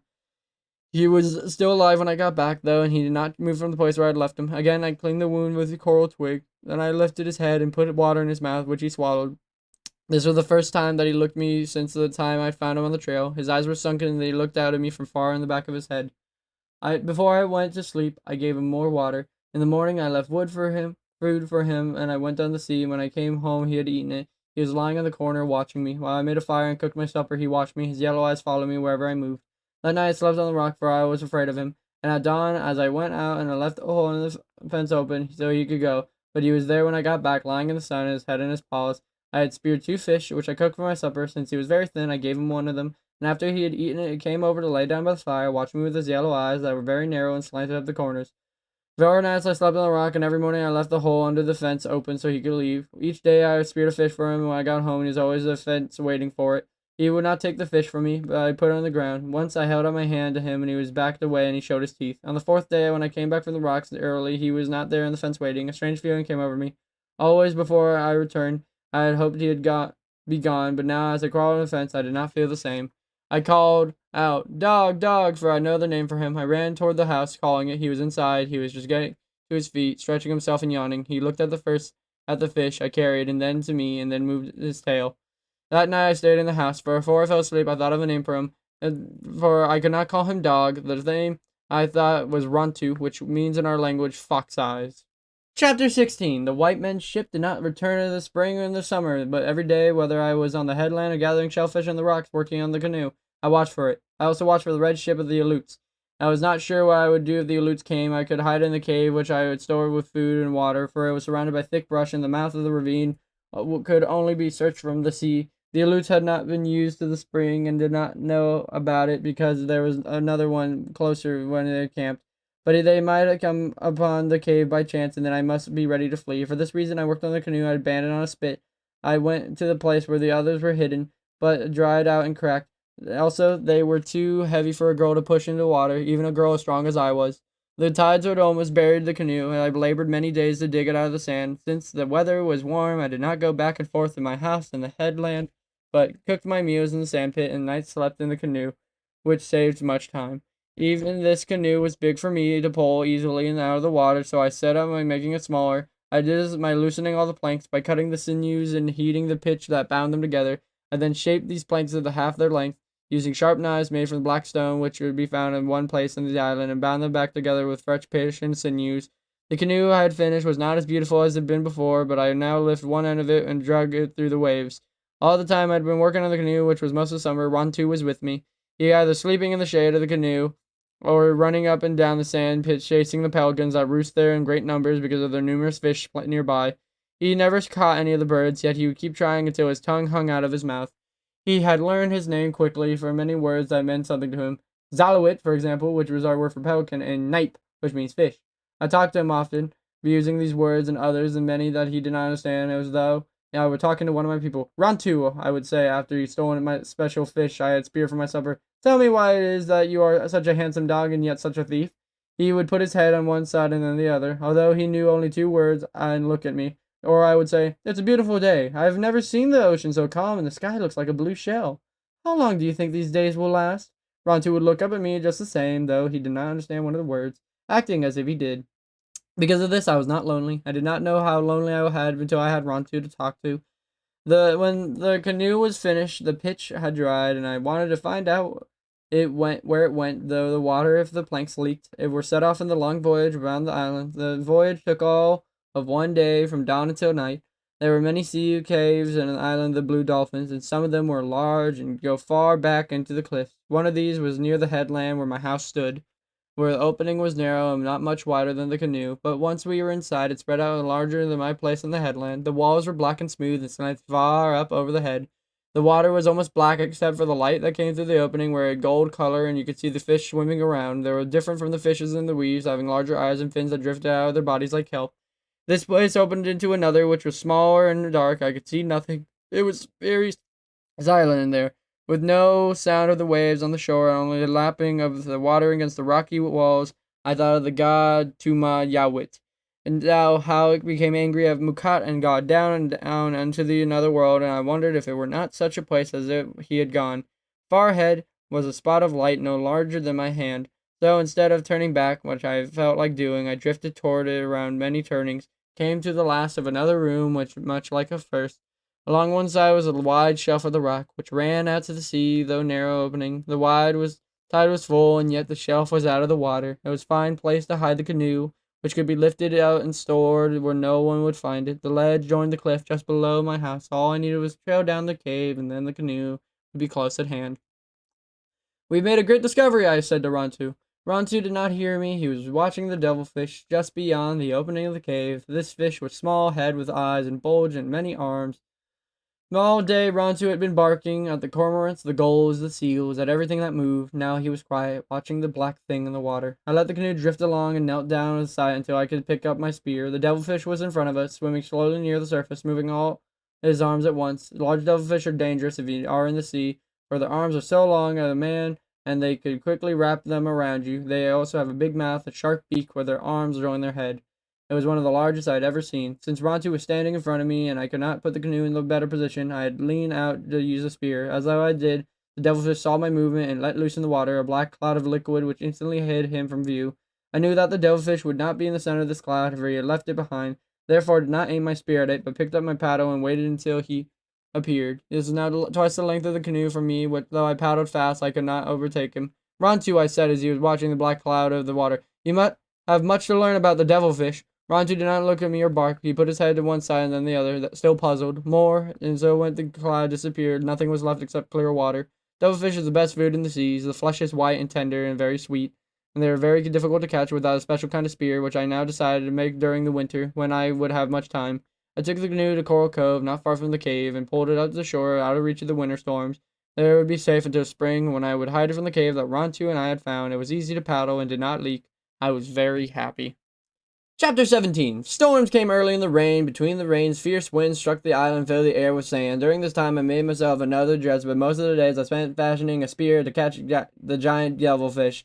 I had seen the spear made, and I had seen my father make bows and arrows, yet I knew little about it, no more than had the others. Still, I remembered how it looked and how it was used. From the memories I made after errors and many hours of work, sitting on the floor while Rontu slept nearby and the storms beat upon the roof. 4 of the sea elephant teeth were left, and though I broke all except one, it was worked down to the head with a barbed point. I made a ring and fastened it to the end of the shaft, and into the ring fitted the head, which was tied to a long string made of braided sinew.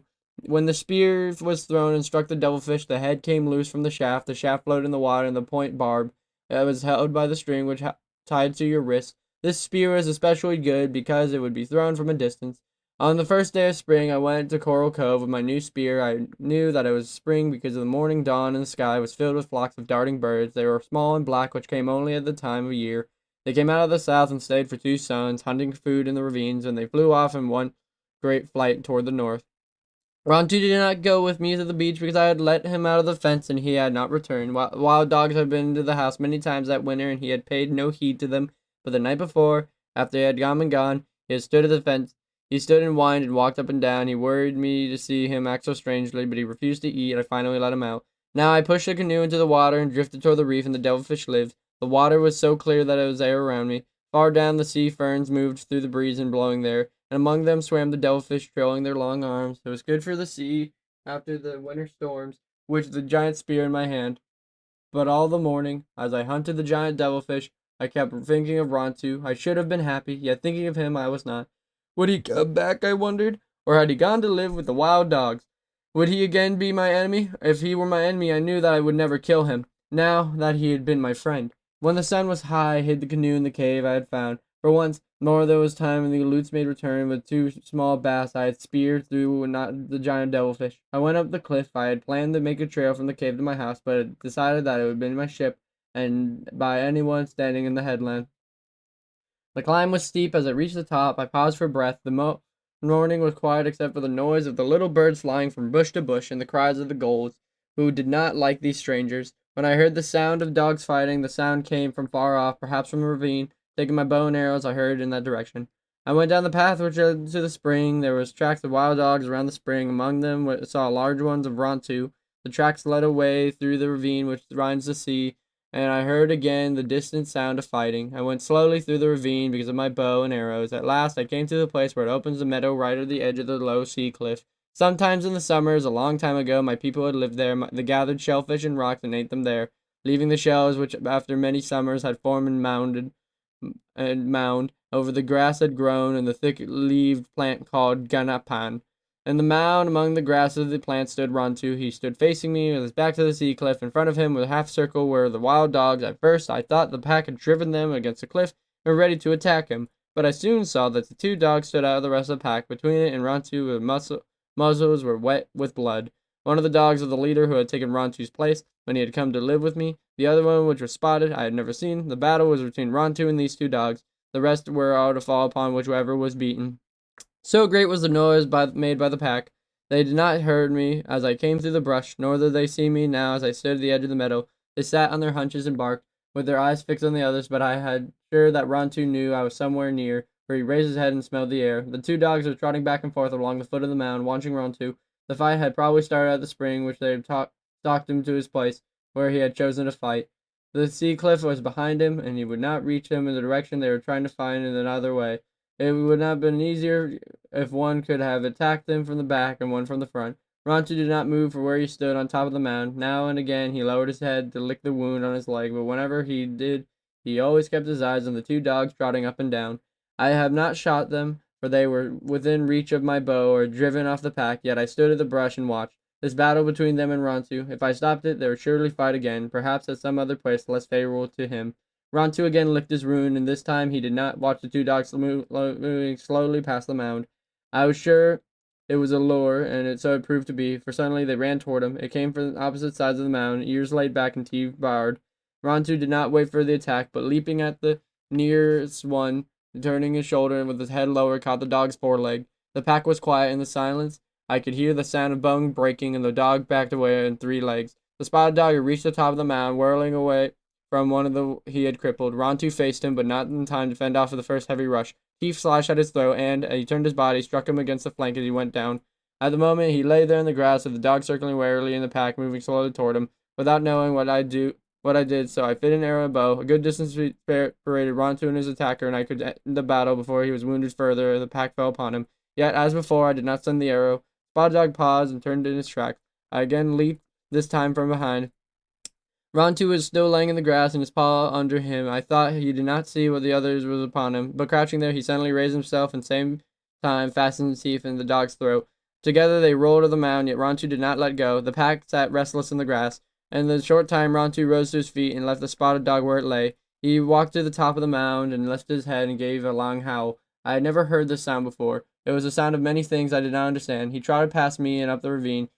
When I got to the house, he was there, waiting, as if he had not been away for nothing had happened. And all the time he lived, Rontu never left again, and the wild dogs, which for some reason divided into two packs after that, never returned to the headland.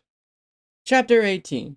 Flowers were plentiful at spring, because of the winter's heavy rains. The dunes were covered with mats of sandflowers, with red and have tiny eyes that were sometimes pink and sometimes white. Yuccas grew tall among the rocks of the ravine. Their heads were clustered with curly globes no longer than pebbles, and color of the sun when it rises. The lupines grew when the springs ran from the sunny cliffs and crevices where one would think anything could grow, and sprang the little red-yellow fountains of the kummel bush. Birds were plentiful too. There were many hummers, which can stand still in the air, look like bits of polished stone, and have long tongues to sip honey with. There were blue jays, which were quarrelsome birds, and black and white peckers that pecked holes in the yucca stalks and the holes of my roof.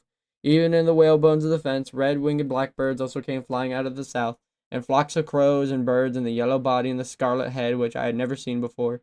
A pair of these birds made a nest in the stunted tree near my house. I had made the strings of the yucca bush and had a small opening at the top and hung down like a pouch. My mother laid 2 speckled eggs, which and her mate took turns sitting on. After the eggs hatched, I put shreds of abalone under the tree, and these fed her young. The young birds were not like their mother and father, being gray and very ugly, but anyway, I took them from the nest, put them in a small cage, and I made of reed. So later in the spring, when all the birds except the crows left, the island and flew off north, I had these two as friends. They soon grew beautiful feathers like those of their parents, and began to make the same sound, which was reap reap. But the soft and clear is much sweeter than the cries of the gulls and the crows and the talk of the pelicans, which sound like the quarreling of toothless old men. Before summer came, the cage was too small for my two birds, but instead of building a large one, I cut the tips of their wings, one wing of each, so they would not fly away, and let them loose in the house. By the time their wings had grown out, they had been learned to take food from my hand. They would jump down from the roof, perched on my arm, and beg, and making their reap reap sound. When their wings began to feather out, I cut them again. This time I let them loose in the yard, where they hopped around hunting food, perching on Rontu, who by now had gotten used to them.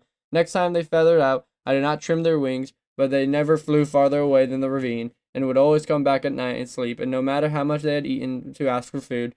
No one, because he was larger, I called Tainor. I named him after a young man I liked who had been killed by the Aleuts. The other I named Luai, which was a name I wished I had been called instead of Karana. During the time I had taming the birds, I made another skirt. This one I also made of yucca fiber, softened in the water and braided into twine. I made it just like the others, with folds running lengthwise. It was open on both sides and hung to my knees. The belt I made of seal skin, which he tied in a knot. I also made a pair of sandals from seal skin for walking over the dunes when the sun was hot, or just as dressed up when I wore my new shirt of yucca twine. Often I put on the skirt and sandals and walked into the cliff of Rontu. Sometimes I made the wreath of flowers and fastened it in my hair. After the Aleuts had killed our men in the Coral Cove, all the women in our tribe would sing to the shore as a sign of mourning. I had singed mine, too, with a fagot, which now have grown long again and came to my waist. I parted it and let it fall down to my back, except with the reef, when I made braids and fastened them to long whalebone pins. I also made a wreath of Rontu's neck, which he did not like. Rather, he would walk along the cliff looking at the sea, though the white men shipped did not return in the spring. It was happy time. The air smelled of flowers, and birds sang everywhere. Chapter 19. Another summer had come, and I had not speared the giant devilfish that lived near the cave. Every day during the spring, Rontu and I went to look for him, but would put the canoe in the water, paddle slowly through the cave. From one opening to the other, often several times, I saw the many devilfish where there were black water it streaked with light, but not the giant one. At last I gave up looking for him and began to gather abalones for the winter. The red shells hold the sweetest meat and are best for drying, though the green ones and the black are also good. Because of the red ones are the sweetest, starfish prey upon them. The star-shaped creature places itself over the shell of an abalone, with its 5 arms spread against the rock to which the abalone was fastened. It holds the shell in which it suckers, and then begins to shift itself. The starfish pulls against the abalone shell, sometimes for days, holding on to it as suckers, pushing up its legs until little by little the heavy shell comes loose from the body. One morning we left the cave and paddled out to the reef which is joined to it. For many days I have been gathering a new shellfish on the rocks at Coral Cove. I've been watching the reef and waiting for the right time to harvest. This is when there are few starfish feeding, and they're hard to pry loose from the abalone, as an abalone was pried from the rock. The tide was low, and the reef rose far out in the water. Along its sides were the great numbers of red abalones and very few starfish. For before the sun was high, I filled the bottom of the canoe. The day was windless, and since I had not could carry, tied the canoe, which Rontu, following me, climbed onto the reef and to look for fish to spear for our supper. The blue dolphins were leaping beyond the kelp beds, and the kelp otter were playing their games that they never tired of. And around me everywhere were gulls, were fishing for scallops, which were numerous in the summer.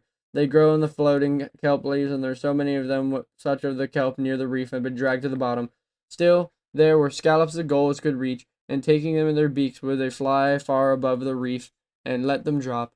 The gulls would swoop down on the rocks and pick the meat in the broken shell. Scallops fell in the reef like rain, which amused me, but not Rontu, who could not understand what the gulls were doing. Dodging this way and that, I went to the end of the reef where the biggest fish live. With the sinew line of the hook I made of the abalone shell, I caught 2 in large heads and long teeth, but are good to eat. I gave one to Rontu, and on the way back to the canoe gathered purple sea urchins for use for dyeing. Rontu, who was trotting along in front of me, suddenly dropped the fish and stood looking down over the edge of the reef. There, swimming in the clear water, was the devilfish. It was the same one I'd been hunting for. It was a giant.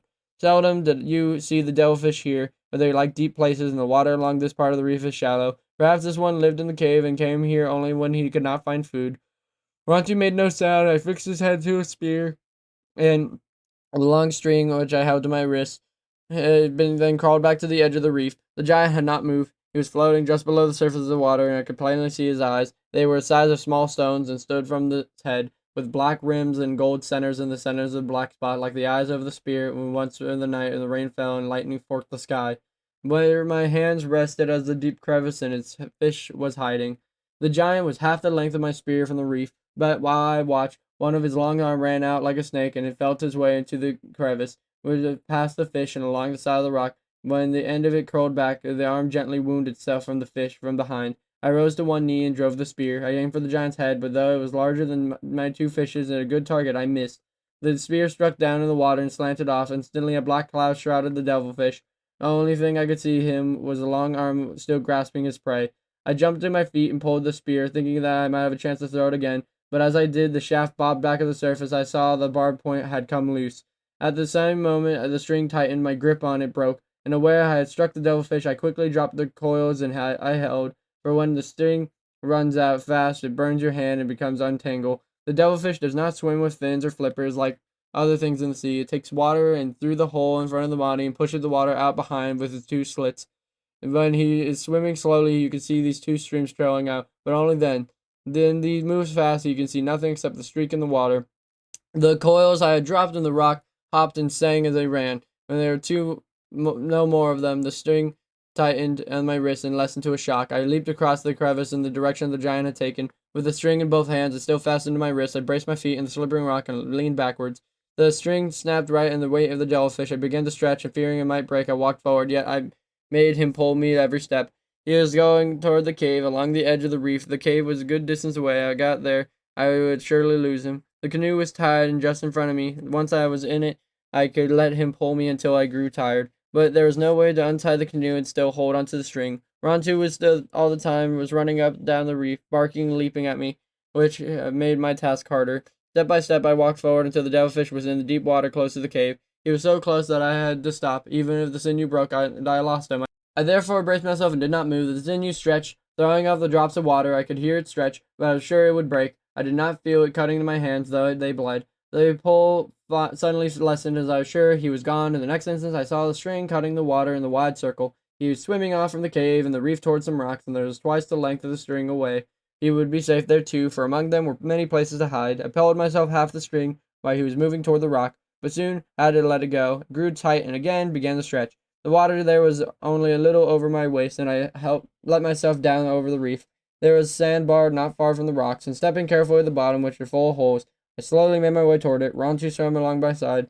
I reached for the sandbar before the devilfish could hide himself in the rocks. The string held and turned himself, and once more swam around the cave. Twice again he did this. Each time I took some of the string. Third time he came up into the shallow water. I walked backward across the sandbar so he would not see me, and pulled on the string with all my strength.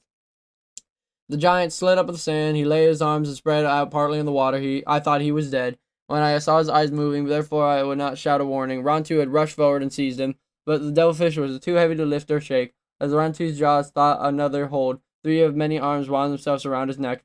The devilfish are only dangerous in the water, where they can fasten themselves to you in their long arms. These arms have rows of suckers beneath them, and they can drag you under and hold you there until you drown. But even on the land, the devilfish can injure you, for he is strong and does not die quickly.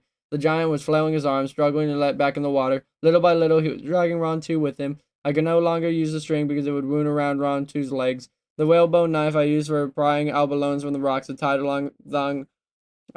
to a thong at my waist. The blade was thick at the point and a sharp edge. I dropped my coil of string and fastened the knife as I ran. I ran past the devilfish and got between him and the deep water. So many of his arms were flailing around, it's useless to cut any one of them. One struck me in the leg and burned like a whip. Another, which Rontu had chewed off, lay rigged on the edge of the water, as if it were looking for something to fasten onto. The head rose out of the twisting arms like a giant stalk. The gold eyes with black rims were fixed on me. Above the sounds of the waves were water splashing and Rontu's barking. I could hear the snapping of his beak, which was sharper than a knife I held in my hand. I drove the knife down into his body, and as I did this, I suddenly covered, for it seemed a countless number of leeches sucking at my skin. Fortunately, one hand was free and the hand that held the knife, and again I struck down through the tough side. The suckers, which were fastened onto me, pain greatly lessened their hold.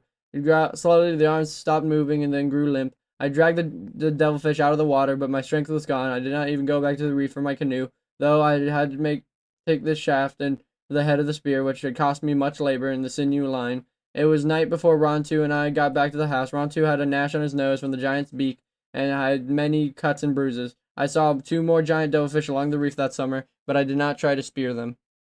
Chapter 20. I gathered 2 more canoe loads of abalone soon after that, mostly with sweet red ones, but I cleaned and carried to the house. Along the south part of the fence, and the sun shone most of the day, I built long shelves out of branches and put the meat up to dry. Abalones were larger than your hand and twice as thick when fresh, and they shrink small in the sun, so you have to dry many. In the old days in the island, there were children to keep away the gulls, which would rather feast on the abalones than anything else. In the morning, if the meat was left unguarded, they would fly off with the month's harvest. First, whenever I went to the spring or to the beach, I left Rontu behind to chase them off, but he did not like this, and I howled all the time I was gone. Finally, I tied strings to some of the abalone shells and hung up to the poles. Some of the abalone shells hung from poles. The insides of the shells were bright and catch the sun, and they turned one way and the other in the wind. After that, I had a little trouble with the gulls. I also caught many small fish in the net I had made and hung them up to dry in the winter light, which meat drying on the shelves and shells flashing and turning in the wind, and strings of the fish hanging on the fence. The yard looked of old village where the headland had said of just Rontu and me. Every morning after I'd gathered food for winter, we went out to sea, and at the end of the summer I would gather roots and seeds to store. But now there was nothing that needed to be done. There went many places at first of days of summer. To the beach where the sea elephants lived, to the black cave larger than the first cave we found, and the tall rock where the cormorants roasted. A tall rock was more than a league from the island, and was black and shimmering because of its colored cormorants. I killed 10 of the birds the first time we went there, and I skinned and fleshed them and put them to dry, for some day I wanted to make myself a skirt of cormorant feathers. Black Cave was on the south coast of the island, near the place where the canoes were stored. In front of the cave was a high ledge of rocks surrounded by deep kelp beds, and I would have paddled by if I had not seen the sea hawk fly out the sun in the west in a long way and go to reach the home. But I was curious. I was curious about the hawk and the place he lived in. Opening the cave was small, but like in the one cave under, the headland and Rontu and I crouched low to get through. Weak light came in outside, and I saw that we were in a room with black shining walls that curved high overhead. At the far end of the room was another small opening that was long and very dark. When we reached the end of it, we were in another room which was larger than the first and lit the shaft of light. The light came from the sun, which showed down through the jagged crack in the ceiling. Seeing the sun shining down the black shadows drifting over the walls, Rontu barked and began to howl. The sound echoed through the cave like a howling of a whole pack of dogs. I went cold, feeling it down my back. "Be quiet," I shouted, putting my hand over his jaws. My words echoed and echoed in the room. I turned the canoe around and started back toward the opening. Above it, in the deep ledge, ran at one side of the room and the other. My gaze fell upon a row of strange figures. There must have been 24 of them standing against the black wall, as tall as I, with long arms and legs and short bodies made of reeds and clothing and gold feathers. Each one had eyes fashioned of round and oblong disc of abalone shell. For the rest of their faces were blank. The eyes glittered around me, moved as the light on the water moved and reflected upon them. They were more than alive as the eyes those who lived. In the middle of the group was a seated figure, a skeleton. It sat leaning against the wall, and the knees drawn up, and its fingers were raised to its mouth, a flute, pelican bone. There were other things here on the ledge in the shadow among the standing figures, but I've drifted far back in the room. I again paddled toward the opening. I had forgotten the tide was coming in. To my great surprise, the opening had narrowed. It was too small for me to get through. He would have to stay there in the room until the tide went out, until dawn came. I paddled to the far end of the cave. I did not look back at the glittering eyes of the figures on the ledge. I crouched on the bottom of the canoe and watched as shift the light grow weak. My opening out in the sea grew smaller and frighteningly disappeared. Night came and the stars showed through the crevice overhead. The star passed out of sight, and another took its place. The tide lifted the canoe higher in the room, and it was water lapped against the walls, and it sounded like the soft music of the flute. It played many times through the long night, and I slept little, watching the stars change. I knew the skeleton who sat on the ledge playing his flute was one of my ancestors, and the other with glittering eyes, though only images, were two. But still, I was sleepless and afraid. For the first night, another high tide almost setting, we left the cave. I did not look up to those standing quietly on the ledge, or the flute player playing for them, but paddled fast in the morning sea, nor did I look back. "I suppose this cave once had a name," I said to Rontu, who was glad to be free as I was. "But I've never heard of it or heard it spoken about. We call it Black Cave, and never in all of our days go there again. When we came back to our voyage to Tall Rock, I hid the canoe in the cave below in the headland. It was hard work, but each time I would lift the canoe from the water and onto the ledge. Even though I planned to go out the next morning, 2 summers had come and gone, and the Aleut hunters have not returned. Yet during these days, I would look for them. At dawn, as Rontu and I went down the cliff, I would watch the ocean for their sails. The summer air was clear, and I could see many leagues. Whenever we went to the canoe, I would never be gone longer than half a day. On the way home, I always paddled close to the shore and looked for them. It was the last time I went to Tall Rock that the Aleuts came. I had hidden in the canoe and climbed the cliff, and the 10 torment skins slung over my back. At the top of the cliff, I stood there gazing at the sea, while some clouds were in the water. None of them, the smallest, did not look like the others. As I watched, I saw it was a ship. The sun made it bright, scales in the water. I could see clearly the 2 sails of the ship coming forward the island. For a long time I could not tell the color of the sails. I wondered if it would be the white man, though now I thought of them little and seldom looked for them. I left the cormorants hanging on the fence and went to the rock on the headland. I could see no better than the rock because the sun was low and the whole ocean was covered with light. Then, as I stood there, I remembered that the white man's ship would come from the east. This one had came from a different direction, from the north. I still was not sure what belonged to the Aleuts, and I decided to pack the things I would take the cave and the ravine. There was much to take. My 2 birds, the skirt I had made, the sun utensils, my beads and earrings, the cormorant feathers, and all my baskets and weapons. The abalones were not yet dry and would have to leave them. When I had packed everything and put them beside a hole under the fence, I went back to the headland. I lay on the rock so I would not be seen and peered over its rim toward the north. For a moment I did not find the ship, and then I saw it travel faster than I thought it would. It was already rounding the kelp bed, close to the rocks of the coral cove. Last of the sun shone on the ship, on the bow, which was made like a beak of the bird, and on the 2 red sails. I knew that the Aleuts would not come on shore in the dark, and I had until morning to carry my things to the cave, but I did not wait. Most of the night I worked, making 2 trips to the cave. At dawn, when everything had been moved, I went back to my house for the last time. There I buried the ashes of my fires and threw sand over the shelves of the floor. I took down the shells I put up to scare the gulls and tossed them in the abalones over the cliff. At last, with the pelican wing, I brushed away the marks on my feet. When I had finished, I looked as though no one had lived there for a long time. By now the sun was up, and I climbed onto the rock. The ship lay anchored in the cove. Canoes were bringing goods to shore, and some were out in the kelp beds, beginning to hunt for otter. There was fire on the shore, and beside it a girl. Who was cooking something, and I could see the fire shining in her hair. I did not stay long in the headland, always in the past. I had gone to the ravine by the different way so as not to wear a trail. This time I went off towards the west, along the cliff, then doubled back through the brush, being careful to leave no tracks. Rontu's prints did not matter because the Aleuts knew that there were dogs on the island. The cave was very dark, and I had trouble getting Rontu to go through the small opening. Only after I had crawled in and out several times would he follow me. I closed the opening with stones, and since I was tired, I lay down and slept all day. I slept until I could see the stars shining between the cracks in the rocks. Chapter 21. I did not take Rontu with me when I left the cave that night, and I closed the opening so that he would not follow me, for if the Aleuts had brought their dogs, he would surely smell them out. I went quickly through the brush to the headland. Before I had climbed to the top of the high rock, I could see the glow of the Aleut flyers.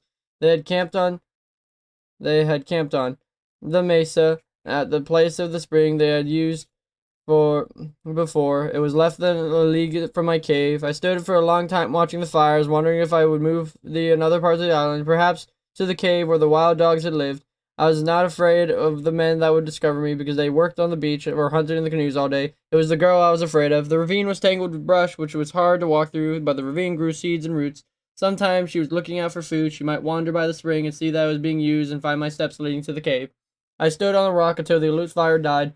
I thought of everything I could do, of the different places I could go, and the last decided to stay in the ravine. The far end of the island had no springs, and if I moved there, I would have no place to hide the canoe in which I might need. I went back to the cave and did not leave it until the moon was full. There was little food left. Rontu and I climbed to the headland, and we passed the house. I saw the 3 of the whale ribs had been cut from the fence. No one was there, or else Rontu would have barked. I waited until the tide was low, which was close to dawn, and filled the basket with seawater and abalones. We were back in the cave before it grew light. The seawater kept the abalones fresh, but we had to go out again at night. It was too dark to find our way to the reef. I therefore had to gather roots. I would never gather many more before the sun rose, so I went out every morning until the next moon came, when I went to the reef for abalones. During all the time I saw one of the Aleuts, nor did the girl come near me, the cave, though I found her footsteps far down the ravine where she had been to dig up roots. The Aleuts had not brought their dogs, which was fortunate, for they would found Rontu's tracks and followed us to the cave. The days were long, and Rontu and me. At first, he would pace up and down the cave and stand on the opening, sniffing through the cracks. I did not let him out except when I was with him, for fear that he would go to the camp and not come back. After a while, he got used to this and would lie all day and watch whatever I was doing. In the dark of the cave, even when the sun was high, so burned the small fish I had stored. By their light, I began to make a cormorant skirt, working every day on it. The 10 skins I had taken at Tall Rock were now dry and conditioned to sew. All of them were from male cormorants whose feathers were thicker than those of females and much glossier. The skirt of yucca fibers and simple to make. I wanted this one to be better, so I cut the skins carefully and sewed them with great care. I made the bottom first, putting the skins end to end and using 3 of them. For the rest of the skirt, I sewed the others along the sides, and feathers ran away on the upper part, and the different way along the bottom. It was a beautiful skirt. I had finished it on the day after the second moon. I had burned all the little fish, and since I could catch no more until the alutes left, I took the skirt outside to work on it there. I had found footsteps of the ravine twice again after the first time, but no closer to the cave. I had begun to feel safe, for the winter storms would soon be there, and the alutes would leave. Before another moon, they would be gone. I have never seen this skirt in the sunlight, and it was black, and underneath were green and gold colors, and all the feathers shimmered through though they were on the fire. It was more beautiful than I thought it would be. I worked fast at it, and almost finished, yet from time to time I would stop and hold it against my waist. "Rontu," I said, feeling giddy with happiness. "If you were not a male dog, I would make you one too, as beautiful as this." Rontu had sprawled at the mouth of the cave, raised his head and yawned at me and went back to sleep. I was standing in the sunlight, holding the skirt to my waist, and then Rontu leaped to his feet. I heard the sound of steps. It came from the direction of the spring, and I turned quickly, saw a girl looking down at me from the brush. My spear filled inside the mouth of the cave within easy reach. The girl had not more than 10 paces from me, and within one moment I could have picked up my spear and thrown it. Why did I not pick up the spear? I did not know, for she was one of the alutes who had killed my people on the beach coral cove. She said something, and Rontu left the mouth of the cave and walked slowly toward her. The hair raised on his neck when she walked where she stood and let her touch him. The girl looked at me and made a motion with her hands, which I took to mean that Rontu was hers. "No," I cried with my shocked look. I picked up my spear and started to return, and at the thought she was going to flee back through the brush, she made another motion which I took to mean that Rontu was now mine. I did not believe her. I held the spear over my shoulder, ready to throw. "Tuk-tok," she said, pointing to herself. I did not say my name. I called Rontu, and he came back. The girl looked at him and then me and smiled. She was older than I, but not so tall. She was broad-faced, and small eyes were very black. When she smiled, I saw that her teeth were worn down from chewing steel sinew when they were white. I was holding the cormorant skirt, and the girl pointed at it and said something. There was one word, "Winsha," which sounded like the word which means pretty in our language. I was so proud of the skirt, I did not think. The spear was in my hand. I held up the skirt so the sunlight could shine off it. The girl jumped down from the ledge and came over to me and touched it. "Winsha," she said again. I did not say the word, in which she wanted to hold the skirt, and I gave it to her. She put her hands through against her waist and let it fall from her hips. Turning in one way to another, she was graceful, and the skirt flowed around her like water, but I hated the alutes and took it from her. "Winchta," she said. I had not heard the words spoken for so long that they sounded strange to me, yet they were good to hear, even though the enemy who spoke them. She said other words I did not understand, but now, as she spoke, she looked over my shoulder toward the cave. She pointed at the cave and then to me and made gestures as if they were making a fire. I knew though she wanted me to say, but I did not say it. She wished to know if I lived there in the cave, so she would come back with the men and take me to the camp. I shook my head and pointed far in the island, away, for I did not trust her. She kept looking toward the cave, but she said nothing more about it. I held the spear, which I could have thrown. I did not, though I feared she would return with the hunters. She came over me, touched my arm. I did not like the feel of her hand. She said more words and smiled again, then walked to the spring and drank. The next moment she had disappeared in the brush. Rontu did not try to follow her. She made no noise as she went. I crawled back to the cave and began to pack my things I owned. I had all the day to do it, because the men were working and would not return to the camp before night. By nightfall, I was ready to go. I planned to take my canoe and go west of part of the island. I would sleep there on the rocks until the alutes left, moving from place to place if I needed to. I carried 5 baskets up the ravine and hid them near my house. It was getting dark. I had to go back to the cave for 2, and they were left. Carefully, I crawled through the brush and stopped above the mouth of the cave and listened. Rontu was beside me and listened also. No one could go through the brush in the dusk without making a sound, except someone who had lived in it for a long time. I went past the spring and waited, and then on to the cave. I felt that someone were there while I had been away. They could be hiding in the dark watching me. They were waiting until I went into the cave. I was afraid, so I did not go in, but quickly turned around. As I did, I saw something in the front of the cave on the flat rock I used for a step. It was a necklace of black stones, and a kind I have never seen. Chapter 22. I did not go into the cave, nor did I take the necklace from the rock. That night, I slept in the headlight of the place where I left my baskets. At dawn, I went back to the ravine. There I hid myself on the brushy ledge. It was near the spring, and from it I could see the mouth of the cave. The sun rose and shone through the ravine. I could see the necklace lying in the rock. The stones looked blacker than they had in the darkness, and there were many of them. I wanted to go down to the cave and count them, see if they would make loops around my neck, but I did not leave the ledge. I stayed there all morning. The sun was high. When the Rontu barked, I heard steps below me. The girl came out of the brush singing. She walked to the cave, and then she saw the necklace lying on the rock. She grew quiet. She picked up the necklace and put it down again, and peered into the mouth of the cave. 2 of my baskets were still there, and she went to drink from the spring and started off through the brush. I jumped in my face. "Tutok!" I cried, running down the ravine. "Tutok!" She came out of the brush so quickly she must have been waiting nearby to see if I would return. I ran to the rock and put on the necklace and turned to her to admire it. The beads made not 2 loops, but 3, but they are long and oval instead of round, which was very hard shape and takes much skill. "Winchta," she said. "Winchta," I said. After her, the word strange on my tongue. When I said the word, it meant pretty in our language. "Wintia," she said, and laughed, which, because of this was strange to her. She touched the necklace, giving the word for it, and I gave mine. She pointed out other things, the spring, the cave, the gull flying, the sun in the sky, Rontu asleep, trading the names for them and laughing because we are so different. We sat there on the rock until the sun was in the west and played this game. When Tutok rose and made a gesture of farewell. "Mine," she said, and waited to hear my name. "Wanna Paley," I answered. When I said, means the girl with the long black hair. I did not tell her my secret name. "Mine, Wanna Pele," she said.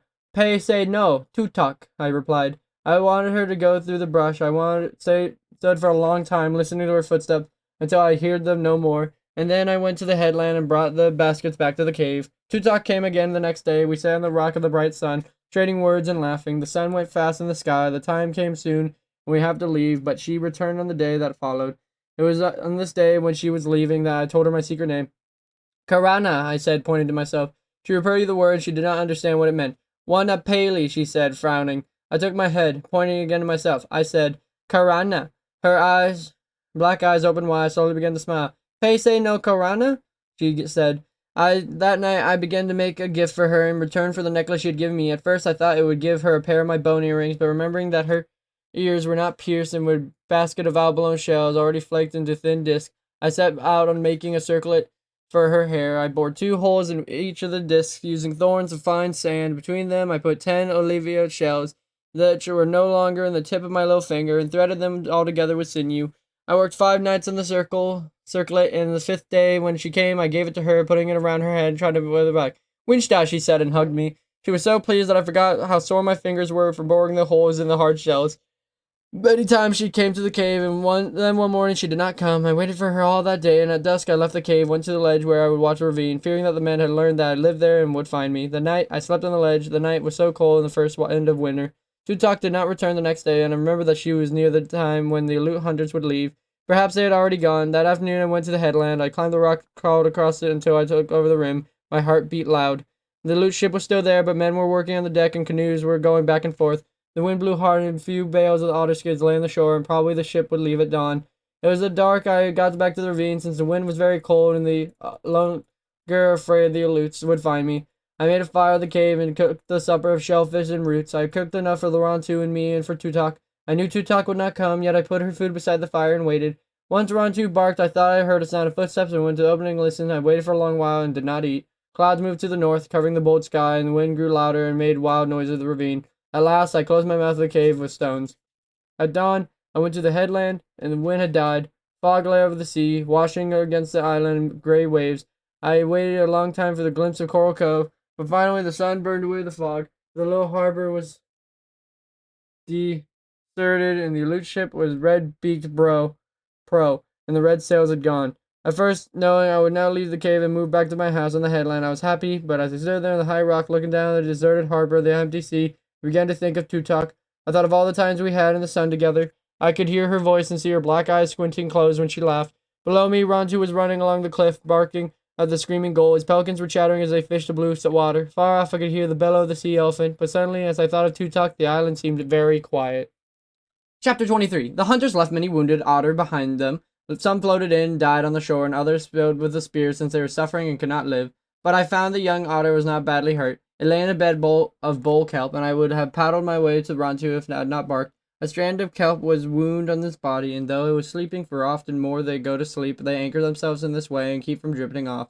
Since I saw there was a deep gash across its back, the otter did not try to swim away. As I drew near and reached over to the side of the canoe, they have large eyes, especially when they are young, but this one were so large from fear and pain that I could see my reflection on them. I cut the kelp that held it, and took a tide pool behind the reef, which was sheltered from the waves. Day was calm before the storm. I caught up to the fish along the reef. I was careful to keep them alive, because otter would not eat anything that is dead. I left them in the pool. It was early in the morning. That afternoon I went back to the pool. The fish had disappeared and the young otter was asleep, floating on its back. I did not try to treat its wound with herbs, because salt water heals and the herbs would have washed off anyway. I brought 2 fish every day and left them in the pool. The otter would not eat while I was watching. Then I brought 4 fish, and these also disappeared, and finally 6, which seemed to be the right number. I brought them whether the day was calm or stormy. The otter grew, and its wound began to heal, and it still stayed in the pool, and now it came to the waiting for me, and would take the fish from my hand. The pool was not big. It would easily have gotten out of the way into the sea, yet it stayed there, and I slept or waited for me to come with food. The young otter now was at the length of my arm and very glossy. He had a long nose, and he came to the point of many whiskers on each side, and largest eyes I've ever seen.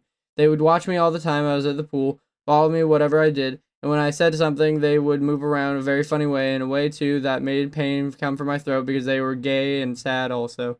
For the long time I called it otter, as I had called Rontu dog. And I decided to give the otter a name. The name was Manai, which means little boy with large eyes. This was a hard task, catching fish every day, especially if the wind was blowing and the waves were high. Once when I could catch only 2 and drop them into the pool, Manati ate them quickly and waited for more. Then he found that all he swam around a circle, looking at me reproachfully.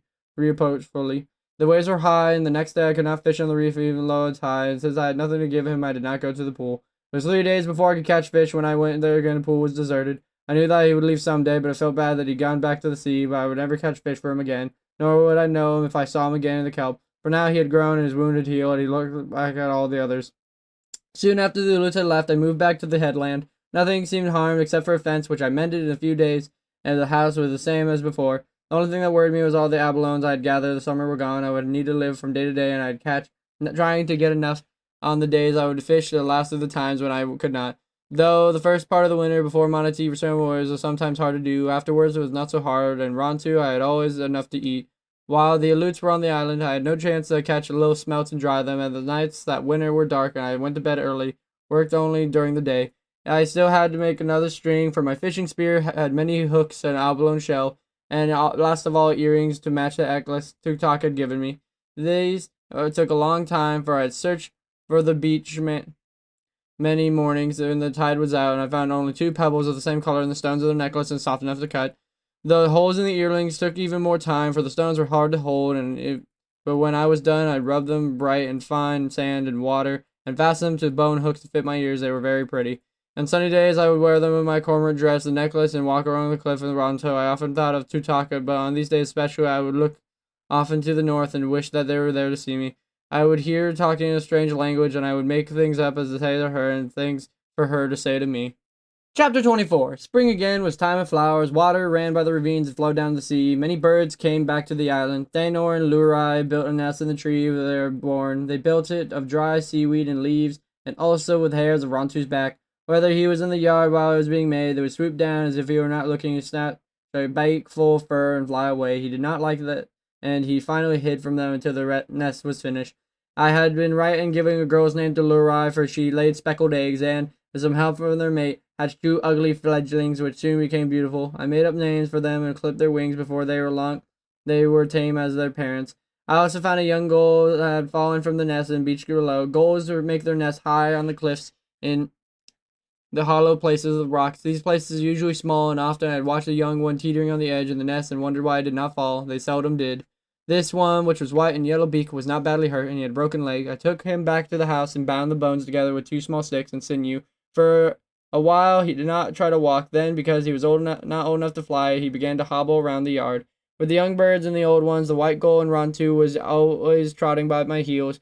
The yard seemed a happy place. If only I had remembered Tutok. If only I had not wondered about my sister Alape, where she was, and if the marks she had drawn upon her cheeks had proved magical. If they had, she was now married to Nanko, and the mother of many children. She would have smiled to see all of mine, which were so different from ones I had wished to have. Early that spring I had started to gather abalones, and gathered many, taken to the headland to dry. I wanted to have a good supply ready if the Aleuts came again.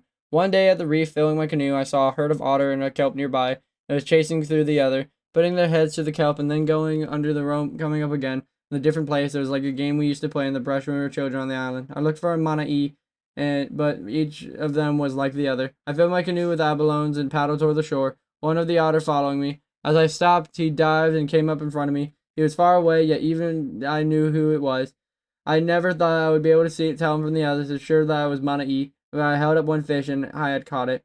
Otter swim very fast, and therefore I could take a breath. He had snatched it from my hand. For 2 moons I did not see him, and then one morning while I was fishing he came suddenly out of the kelp. Behind him were 2 baby otter. They were about the size of puppies and moved along so slowly at time to time. Mana-E had to urge them on. Sea otter cannot swim when they are first born and have to hold on to their mother. Little by little, she teaches their babies by brushing them away with her flippers, then swimming around them in circles until they learn to follow. Mana-E came close to the reef, and I threw fish in the water. He did not snatch it as he usually did, but waited to see what the young otter would do. When they seemed more interested in me than in food, the fish started to swim away. He seized up in sharp teeth and tossed it in front of them. I threw another fish into the water for Mana-E, but he did this. He did the same thing as before. Still, the babies would not take the food, and at last, tired of playing with it, swam over and began to nuzzle him. Only then did I know that Mana-E was their mother, otter mate for life, and the mother dies, the father often wastes the babies the rest he can. This is what I thought had happened to Mana-E. I looked down at the little family swimming beside the reef. Mana-E, I said, I'm going to give you a new name. It's Wana-E. It fits you because it means girl with large eyes. The young otter grew fast and soon were taking fish by hand, but Wana-E liked abalones better. She would let the abalone I tossed in her sink to a bottom and then dive and coming up, holding it against her body with a rock held in her mouth. She would then float on her back, would abalone on her breast, and strike it again and again with the rock until the shell was broken. She taught her young to do this, and sometimes I sat on the reef all morning, watched the 3 of them pounding their hard shells against their breasts. If all otters did not eat abalones this way, I have thought it was a game played by Wana-E just to please me. But they all did, and I always wondered about it, and I wonder to this time. After that summer, after being friends with Wana-E and her young, I never killed another otter. I had an otter cape for my shoulders, which I used until I wore out, but never again did I make a new one. Nor did I ever kill another cormorant for his beautiful feathers, though they have long, thick necks that make ugly sounds when they talk to each other. Nor did I kill seeds for the sinews, using instead the kelp to bind things when they're needed. Nor did I kill another wild dog, nor did I try to spear another sea elephant. Ulape would have laughed at me, and the others would have laughed too, my father the most of all. Yet this is the way I felt about the animals who had become my friends, and thus who were not. But in time could be, if Ulape and my father had come back and laughed, and all the others had come back and laughed, still I wouldn't have felt the same way, for animals and birds are like people too, though they do not talk the same or do the same things. Without them, the earth would be an unhappy place. Chapter 25. The Aleuts never came to the island of the blue dolphins, but every summer I watched for them. In early spring, I gathered shellfish, which I tried and stored in a cave where I kept my canoe. 2 winters after they left, I made more weapons, a spear and a bow, a quiver of arrows. These also stored in a place beneath the headland, so if the hunters returned, I would be ready for another part of the island, to move from cave to cave, living in my canoe if necessary. For many summers after the Aleuts had gone to the herd, Otter left Coral Cove. The old otter, which had survived the Aleuts' spears, and by now were aware of the summer that was time of the danger, would leave the herd away. They went far off the kelp beds of tall rock, where they stayed until the first storms of winter. Often Rontu and I would go out to the rock and live there for several days, catching fish for Wana-E and the others I had come to know. One summer the otter did not leave, the summer that Rontu died, and I knew then that none of the otter who remembered the hunters were left. Nor did I think of them, nor often more of the white man who would say they would come back, but did not come. Until that summer, I had kept count of all the moons since the time my brother and I were alone upon the island. For each one that came and went, I cut a mark on the pole beside the door of my house. There were many marks, from the roof to the floor, but after that summer, I did not cut them any more. The passing of the moons now did come to mean little. I only made marks for the count the 4 seasons of the year. The last year, I did not count those. It was late in the summer that Rontu died. Days since spring, whenever I went to reef to fish, he would not go with me unless I urged him to. He liked to lie in the sun in front of the house, and I let him, but I did not go as often in the past.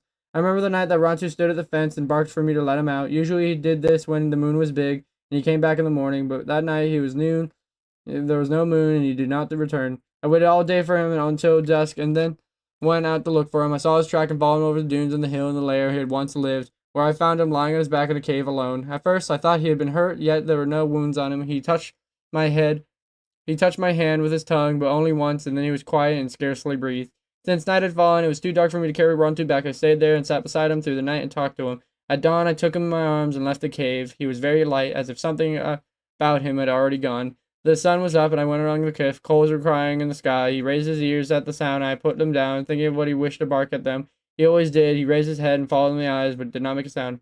Rontu, I said. You've always liked to bark at the seagulls. The whole mornings and afternoons you would bark at them now for me. But he did not look at them again. Slowly he walked to where I was standing and fell to my feet. Put my hand on his chest. I could feel his heart beating, but it beat only twice. Very slowly, loud and hollow like the waves on the beach, and then no more. Rontu, I cried. Oh, Rontu.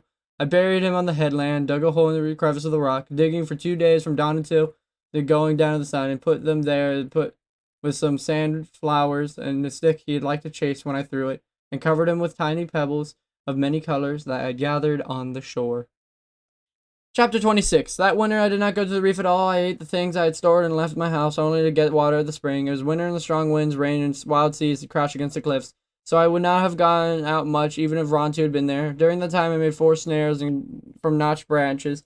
In the summer once, when I was on my way to a place where the sea elephants live, I had been a young dog that looked like Rontu. He was running with one of the packs of the wild dogs, and though I caught only a glimpse of him, I was sure he was Rontu's son. He was larger than the other dogs and had heavier fur and yellow eyes. He ran in a graceful stride like Rontu's. In the spring, I planned to catch him with the snares I was making. Wild dogs came to the headland often during the winter, now that Rontu was gone, and when the worst of the storms were over, I set the snares outside the fence and baited them with fish. I got several of the dogs the first time, but not one with yellow eyes, and since I was afraid to handle them, I was forced to let them free. I made more snares and set these again, but while the wild dogs did come close, they did not touch the fish. I catch a little red fox, which bit me when I took her out of the snare, yet she soon got over the wildness and would follow me around in the yard, begging for abalone. She was very much a thief. When I was away from the house, she always found some way to get into the food, no matter how well I hid it. So I got to let her go back in the ravine. Often, though, she would come back at night and scratch at the fence for food. I could not catch the young dogs with the snare, and I was trying to give up trying to, and I thought the tushulante weed, which we sometimes use to catch fish in the tide pools, it was not really a poison, but if you put in the water, the fish would turn over in their backs and float. I remember this weed and dug somewhere I knew grew on the far side of the island. I broke it up into small pieces, which I dropped in the spring where the wild dogs drank. I waited all day at the dusk, and pack came down in the spring. They drank their fill of water, but nothing happened to them, or not much. They frisked around for a while as I watched them from brush and trotted away. I then remember a zushal, which some of the men of our tribe used. It was made from the ground-up seashells and wild tobacco. I made a big bowl of this, mixing it with water, and put it in the spring. I hid in the brush and waited. The dogs came at dusk, and they sniffed the water and backed off and looked at each other, and then began to drink. Soon afterwards, they began to walk around in circles. Suddenly, they all lay down and went to sleep. There were 9 of them laying there in the spring, and in the dim light, it was hard to tell one I wanted to take home. But finally, I found him. He was snoring as if he had eaten a big meal, and I picked him up and hurried around the cliff. Being frightened all the way, he would wake up before I reached the headland. I pulled him through the opening under the fence and tied him to with a thong, and I left food beside him to eat and some fresh water. Before long, he was on his feet, gnawing through the flooring. He howled and ran at the yard while I cooked my supper. All night he howled. With the dawn, I went out to the house. He was asleep. While he lay there on the fence sleeping, I thought of different names for him, trying to first one then another, saying them over and over. At last, he looked so much fat, like his father. I called him Rontu Aru, which means son of Rontu. The short time he made friends with me. He was not the larger Rontu, but his father's thick coat and his same yellow eyes. Often, when I watched him chasing gulls in the sandpit and the reef, barking at the otter, I forgot he was not Rontu. He had many happy times that summer, fishing and going tall rock in our canoe, but more and more now I thought of Tutak and my sister Olape. Sometimes I would hear their voices in the wind, and often when I was on the sea, in the waves that lapped softly against the canoe. Chapter 27. After fierce storms of winter came many days when the wind did not blow, the air was heavy, that it was hard to breathe, and the sun so hot that the sea was like a sun itself, too bright to look at. The last day of the weather, I took the canoe from the cave and paddled around the reef and the sandpit. I did not like to take Rontu Aru with me, for like he liked the cold, he did not like the heat. It was good that he did not come with me. The day was the hottest of all, and the sea shimmered with red light. Over my eyes I wore shields made of wood, with small slits in them to see through. No gulls were flying, the otter lay quiet in the kelp, and the little crabs were deep in their holes. I pulled the canoe up on the beach, which was wet, but streaming from the sun. Early every spring, I took the canoe to the sandpit, spread fresh pitch in the cracks that I needed it. I worked all this morning, stopping from time to time to cool off in the sea. As the sun climbed high, I turned the canoe over and crawled under it and went to sleep in the shade. I had not slept long, and I was suddenly awakened by what I thought was thunder. But upon looking out from my shelter, I saw there was no clouds in the sky, yet the rumbling sound kept on. and it came from a distance from the south, and as I listened, grew louder. I jumped to my feet, and the first thing I caught my gaze was a gleaming stretch of beach in the southern slope of the sandpit. Never in my life on the island I see the tide of so low. Rocks and small reefs, and I did not know under the sea, stood bare in the blinding lights. It was another place. I had gone to sleep and wakened in another island. The air was suddenly tight around me. There was a faint sound as some giant animal were sucking the air in through its teeth. The rumbling came close in the empty sky, filling my ears. Beyond the gleam of beach or the bare rocks and reefs, more than a league beyond them, I saw a great white crest moving upon the island. He seemed to move slowly between the sea and the sky, but as the sea itself, I tore the shields and wore over my eyes. In terror, I ran along the sandpit. I ran and stumbled, and got up and ran again. The sand shuddered under my feet, and the first wave struck, spray upon around me like rain. It was filled with pieces of kelp and small fish. By following the curve of the sandpit, I reached the cove and the trail that led to the mesa, but there was no time for this. Water was already rushing around my knees, holing from every direction. The cliff rose in front of me, and though the rocks were slippery in the sea moss, I found the hold for the hand and then a foot. Thus, a step at a time, I dragged myself upward. The crest of the wave passed under me and roared until I toward Coral Cove. For a time there was no sound. The sea began to seek its old place, running back along in long, foaming currents. Before it would do, another great wave moved out of the south. Perhaps it would be even bigger than the first one. I looked up, and the cliff rose straight above me, and I would climb no farther. I stood facing the rock with my feet in the narrow edge, and one hand thrust in the deep in the crack. Over my shoulder I could see the wave coming, and it did not come fast, for the other wave was still running out. For a while I thought that it would not come at all, because the two suddenly met beyond the sandpit. First wave was trying to reach the sea, and the second one was struggling toward the shore. Like two giants, they crashed against each other. They rose high in the air, bending first one way and then the other. The roar was the great spears were breaking in battle, and the red light of the sun, the spray that flew around them looked like blood. Slowly, the second wave forced the first one backward, rolled slowly over it, and then, as the victor drags the vanquished, moved in toward the island. The wave struck in the cliff. It meant long tongues streaming around me that I could neither see nor hear. The tongues of water licked into all crevices, dragged in my hand, and bare feet gripping the ledge. They rose high above me along the face of the rock, up and up, and then spent themselves against the sky, and fell back, hissing against past me to join the water rushing toward the cove. Suddenly all around me was quiet, and in the quiet I could hear my heart pounding. I knew my hand had still in a hole in the rock, and that I was alive. Night came, and though I was afraid to leave the cliff, I knew that I would never stay here until morning, that I could go to sleep and fall. Neither could I find my way home, and so I climbed down the ledge and crouched at the foot of the cliff. Dawn was windless and hot. The sandpit was strewn with kills of kelp. Dead fish and lobsters and pink crabs lay everywhere, and two small whales were stranded against the rock walls of the cove. Far up the trail had led to the mesa. I found things from the sea. Rontu Aru was waiting for at the fence. When I crawled under to jump upon me and follow me around, never letting me out of his sight. I was glad to be home in the high headland where the waves had not come.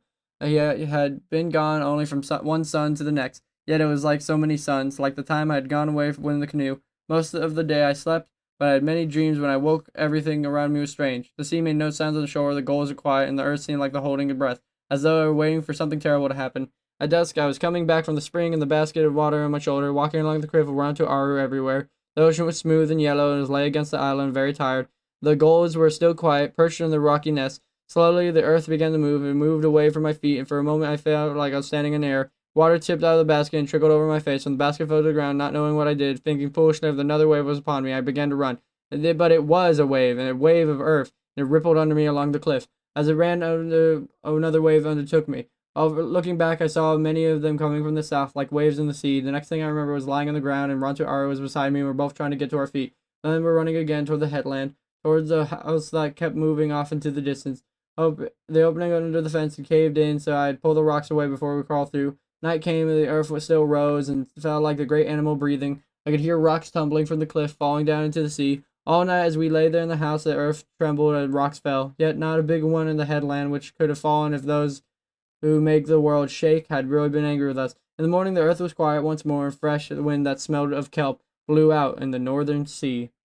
Chapter 28. The earth did little damage. Even the spring, which failed to flow for several days, started up again and flowed more than ever. But the great waves had cost me all the food and weapons which were stored in the cave, as well as the canoe I'd been working on and those hidden under the south cliffs. The canoes were the biggest loss. To find enough wood to make another would have taken me all spring and summer. I therefore set out to the first fair morning and to search for whatever wreckage in the waves had washed ashore. Among the rocks near the south cliffs I found one part of the canoe, buried in the sand and twisted with kelp. I worked all morning to dig it free, and then even scraped it clean. Could not decide what to do. I would cut the sinews and carry the planks up the cliff, 2 at a time, and on my back, and across the dunes to the coral cove, which meant many days. Or I could build this canoe here on the rocks and take advantage that other storm would wash it away before I'd finish. Finally, neither of these things. Choosing a day when the sea was calm, I floated. I was left of the canoe, and pushing it in front of me, made my way past the sandpit and into the cove, where I took the wreckage apart and moved the planks up the trail, beyond the place where the great waves had reached. I found the remains of my other canoe, which had been washed far back in the cave. I could not get it out. So I went back to the south cliffs and hunted among the piles of kelp. I had enough pieces of wood, counting that I already had, to begin the building of another. It was late in the spring now. The weather was still unsettled, with a light rain falling most days, and I started the new canoe anyway, for needed to gather shellfish. No longer did I think of the alutes I have said, yet without canoe to get where I wanted, I felt uneasy. The planks were all about the same size, the length of my arm, but came in different canoes, were hard to fit together. The holes were ready, however, which saved me much labor and time. Another help was the great waves that washed ashore the long strings of black pitch, which are often difficult to find on the island, which I needed. When I had sorted out the planks and shaped them and went fast. Though that my late spring I was ready to finish what seems to be the winding morning, and I made a fire to soften the pitch. The wind was cold and it took a long time to get the fire going. To hasten it, I went down to the beach for dry seaweed. I stared at back with my arms filled, and I turned to look at the sky, thinking of the feel of the wind that a storm might be close. Off in the north the skies were clear, but in the east, from whence the storms sometimes came at the season, stood banks of great clouds, one on top of the other. At this moment, in the deep shadows cast by the clouds, I saw something else. Forgetting that I was carrying a load of seaweed, I threw up my arms, and the seaweed fell to the ground. A ship, I was there on the sea, halfway between the horizon and the shore. By the time I'd reached the headland, it was much closer, moving quickly along the wind. I could see that it would not have any red, beaked prow of the alutes, nor did it look like the white man's ship, which I clearly remembered. Why did it had come to the island of the blue dolphins? I crouched on the headland and wondered, my heart beating fast, if the men who'd sailed it had come to catch otter. If they were hunters, I must hide before they saw me. As soon I'd find my fire in the canoe I was making, yet I could go to the cave and probably be safe from them. If they had been sent by my people to take me away, then I should not hide. The ship moved slowly between the black rocks and into the coral cave.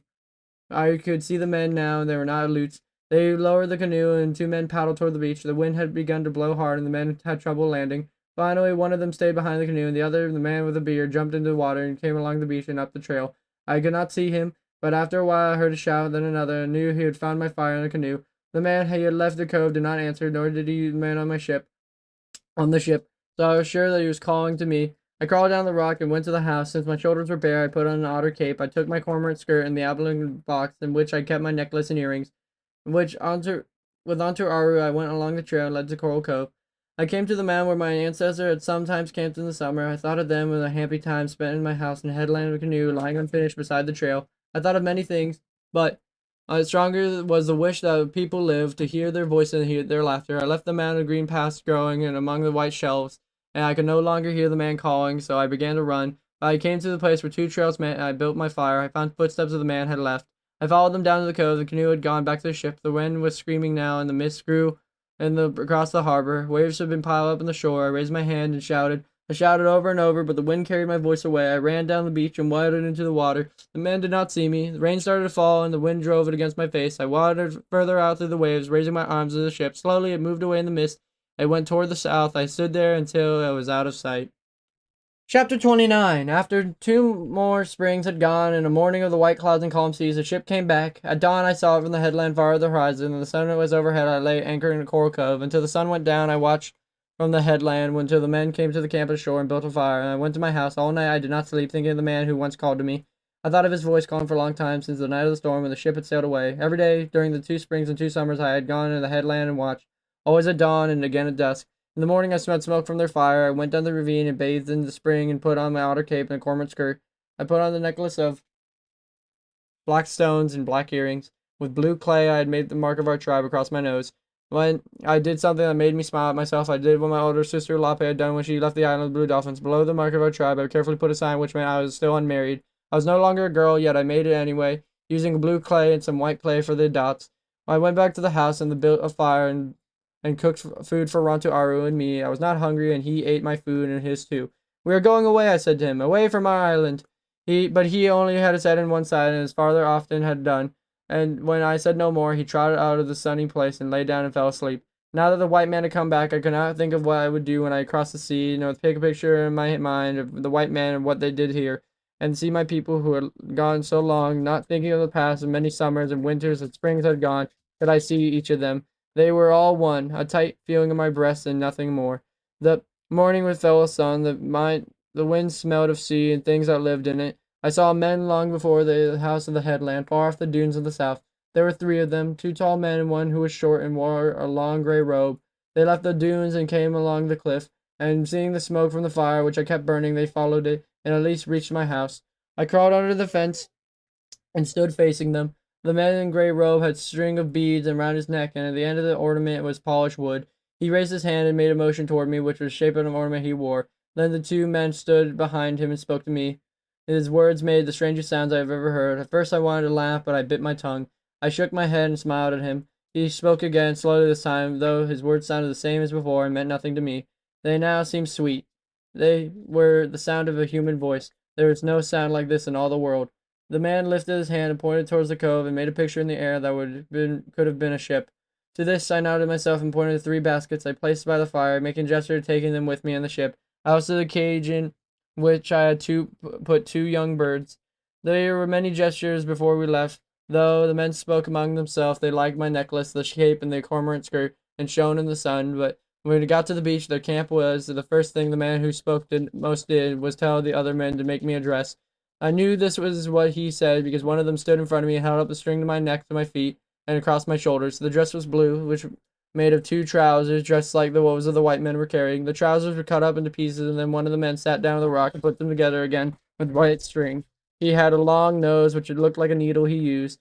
As he sat all afternoon, the rock and needle went back and forth and in and out, flashing in the sun. From time to time, he would hold up the dress and nod his head as if he were pleased. I nodded as if I were pleased too, but I was not. I wanted to wear my cormorant skirt and my otter cape, which were much more beautiful than the thing he was making.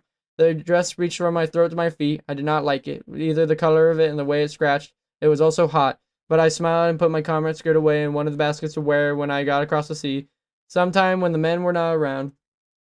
The ship stayed in Coral Cove 9 days and did not come for Otter, but the otter had gone.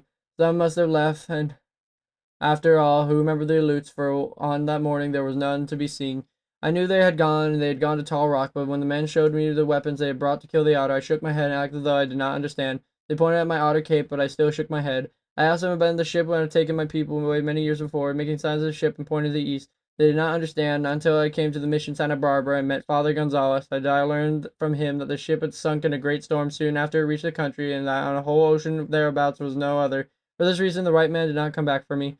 On the 10th day we sailed, and the morning of blue skies and no wind. We went straight toward the sun, and after a long time I stood in front, looked back on the island of the blue dolphins. The last thing I saw of it was the high headland. I thought of Rontu lying there beneath the stones of many colors, and Wanda E, wherever she was, and the little red fox that would scratch in vain at my fence, and my canoe hidden in the cave, and all of the happy days.